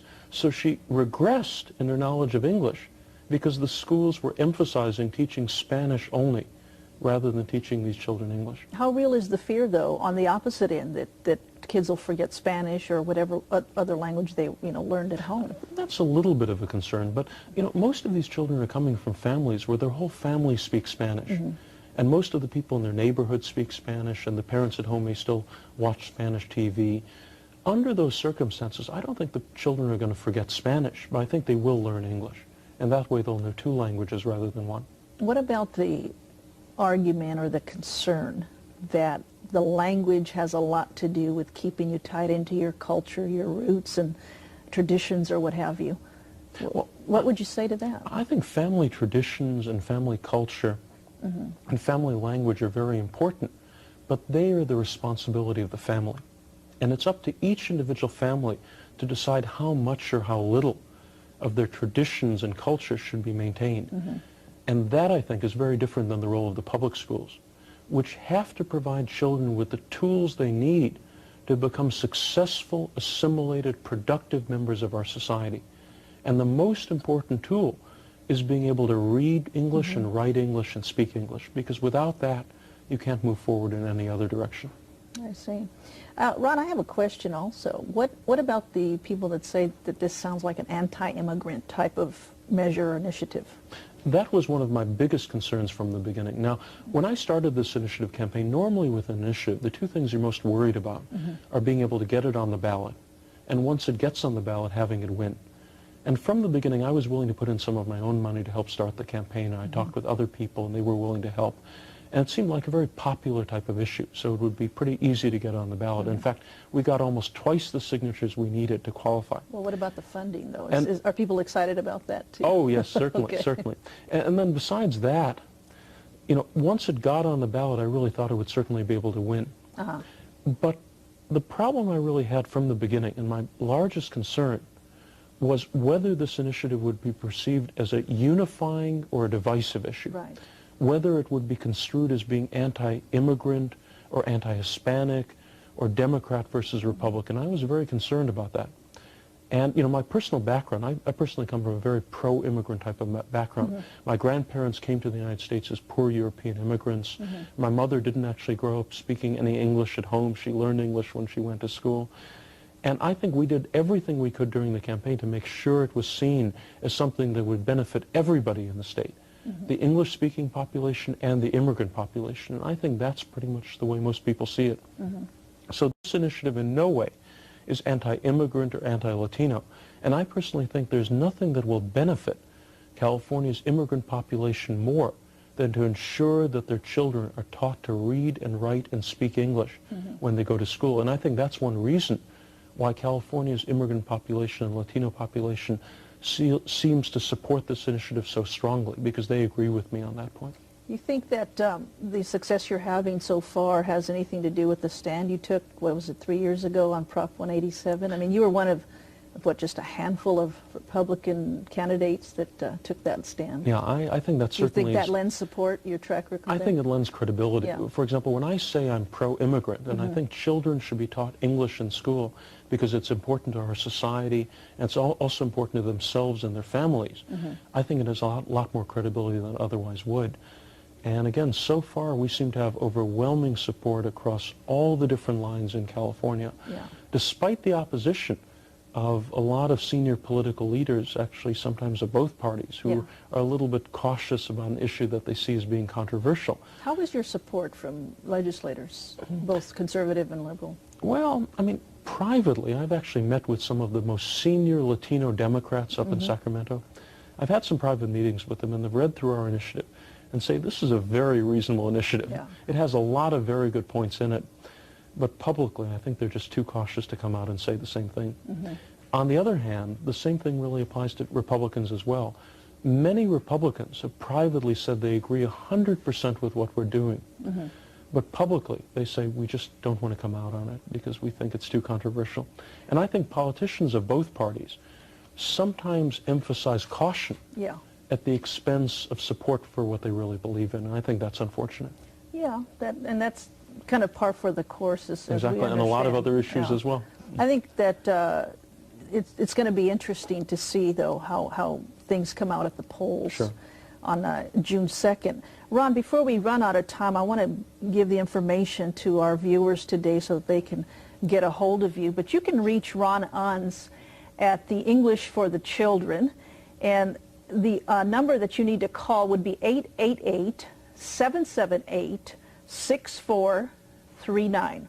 Let me read that again. English for the Children, 888-778-6439. Ron, in closing, what would you like the viewers to know that maybe you hadn't had a chance to address? I mean, this is a vast issue. You know, we may have to have you back as time progresses on this and we see the development toward the actual time for the voters to get out there. Well, I think what the voters really should recognize more than anything else is this is not a small issue. Right. And it's not an issue that only affects California's English deficient population or immigrant population. It affects all of us. Today, the state of California's population is 50% or so made up of immigrants and their children. Half of the state's population is in the category we're talking about. And unless we make sure that all of these children, when they go to school in California, are taught our common English language and are also taught math and science and all the other things they need to do well in our society, it will cloud our state's future. I mean, look at, for example, how many companies say that when they're trying to get people right out of high school or right out of college to work for them, they have trouble because the people who they apply for those jobs can't read or write or sometimes even speak English very well or very grammatically. And a lot of the people they're talking about are children from immigrant families, and a lot of them are children from native-born families who, again, are not given what they need in the public schools in reading and writing and grammar. So unless we unify our schools around the notion of giving these children what they need to succeed in our society, I think our state's future could be really a very dismal one. You know, this is just a thought I had, but, I'm aware that when a person goes to apply for a job, they oftentimes are paid a little more if they're bilingual. Exactly. As this English immersion takes place, do you foresee that would discard the need for that as we continue? I don't think so. I mean, obviously, I think there's certainly circumstances in individual jobs where knowing a second or even a third language is a tremendous advantage.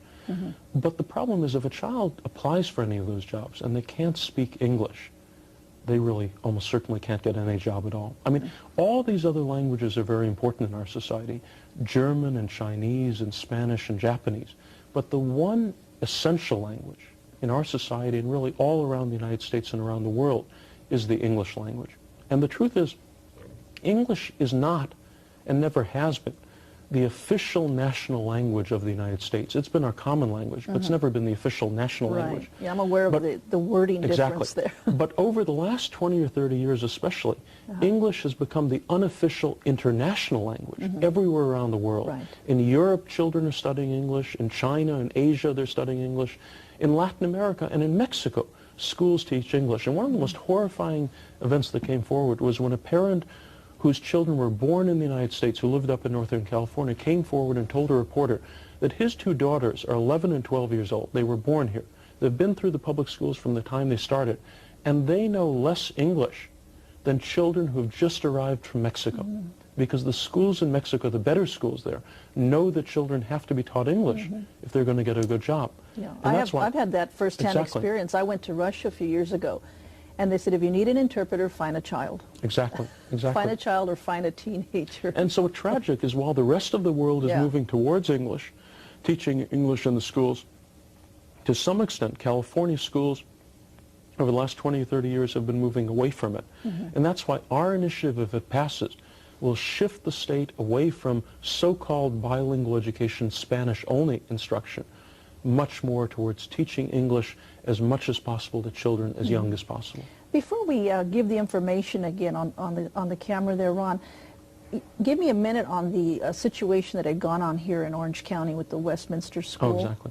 It's interesting because the law governing bilingual education in California actually expired 10 years ago. And the state legislature, the politicians up in Sacramento, had been deadlocked for 10 straight years on doing anything about it. But despite the fact that the law didn't exist anymore, the state still was mandating that all local districts had to teach children only in their native language when they start school. And then a number of districts over the last few years, the District of Westminster, the District of Orange, said this system is not working and we want our children in our district to be taught English in immersion as quickly as possible. Westminster had gotten a waiver a couple of years ago and they were starting to teach the children English and their test scores rose very substantially. That's interesting. So it shows that English immersion really does work. So you just have to take the plunge, so to speak. Exactly. You have to teach the children English as soon as they start kindergarten. All right, That's well, the best way to learn it. You know, this has been so informative. I want to give your information one more time. That's English for the Children with Ron Unz, of course, chairing this, this initiative. And the phone number is 888-778-6439. That's English for the Children, 888-778-6439. You know, Ron, it's going to be interesting. I know you've gathered more than you needed in signatures, but it's going to be interesting to see what the voters have to say. Oh, certainly. We'll look forward to the results. In about 4 months. Yeah, thanks for being with us today. Thank you very much. Once again, this is Sue Perez. I'd like to thank you for joining us today on Our Town.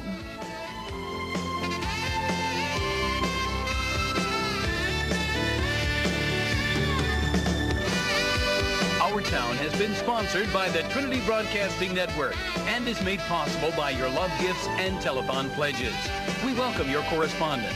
Write to Our Town, P.O. Box A, Santa Ana, California, 92711. The views expressed on this program are not necessarily those of the Trinity Broadcasting Network.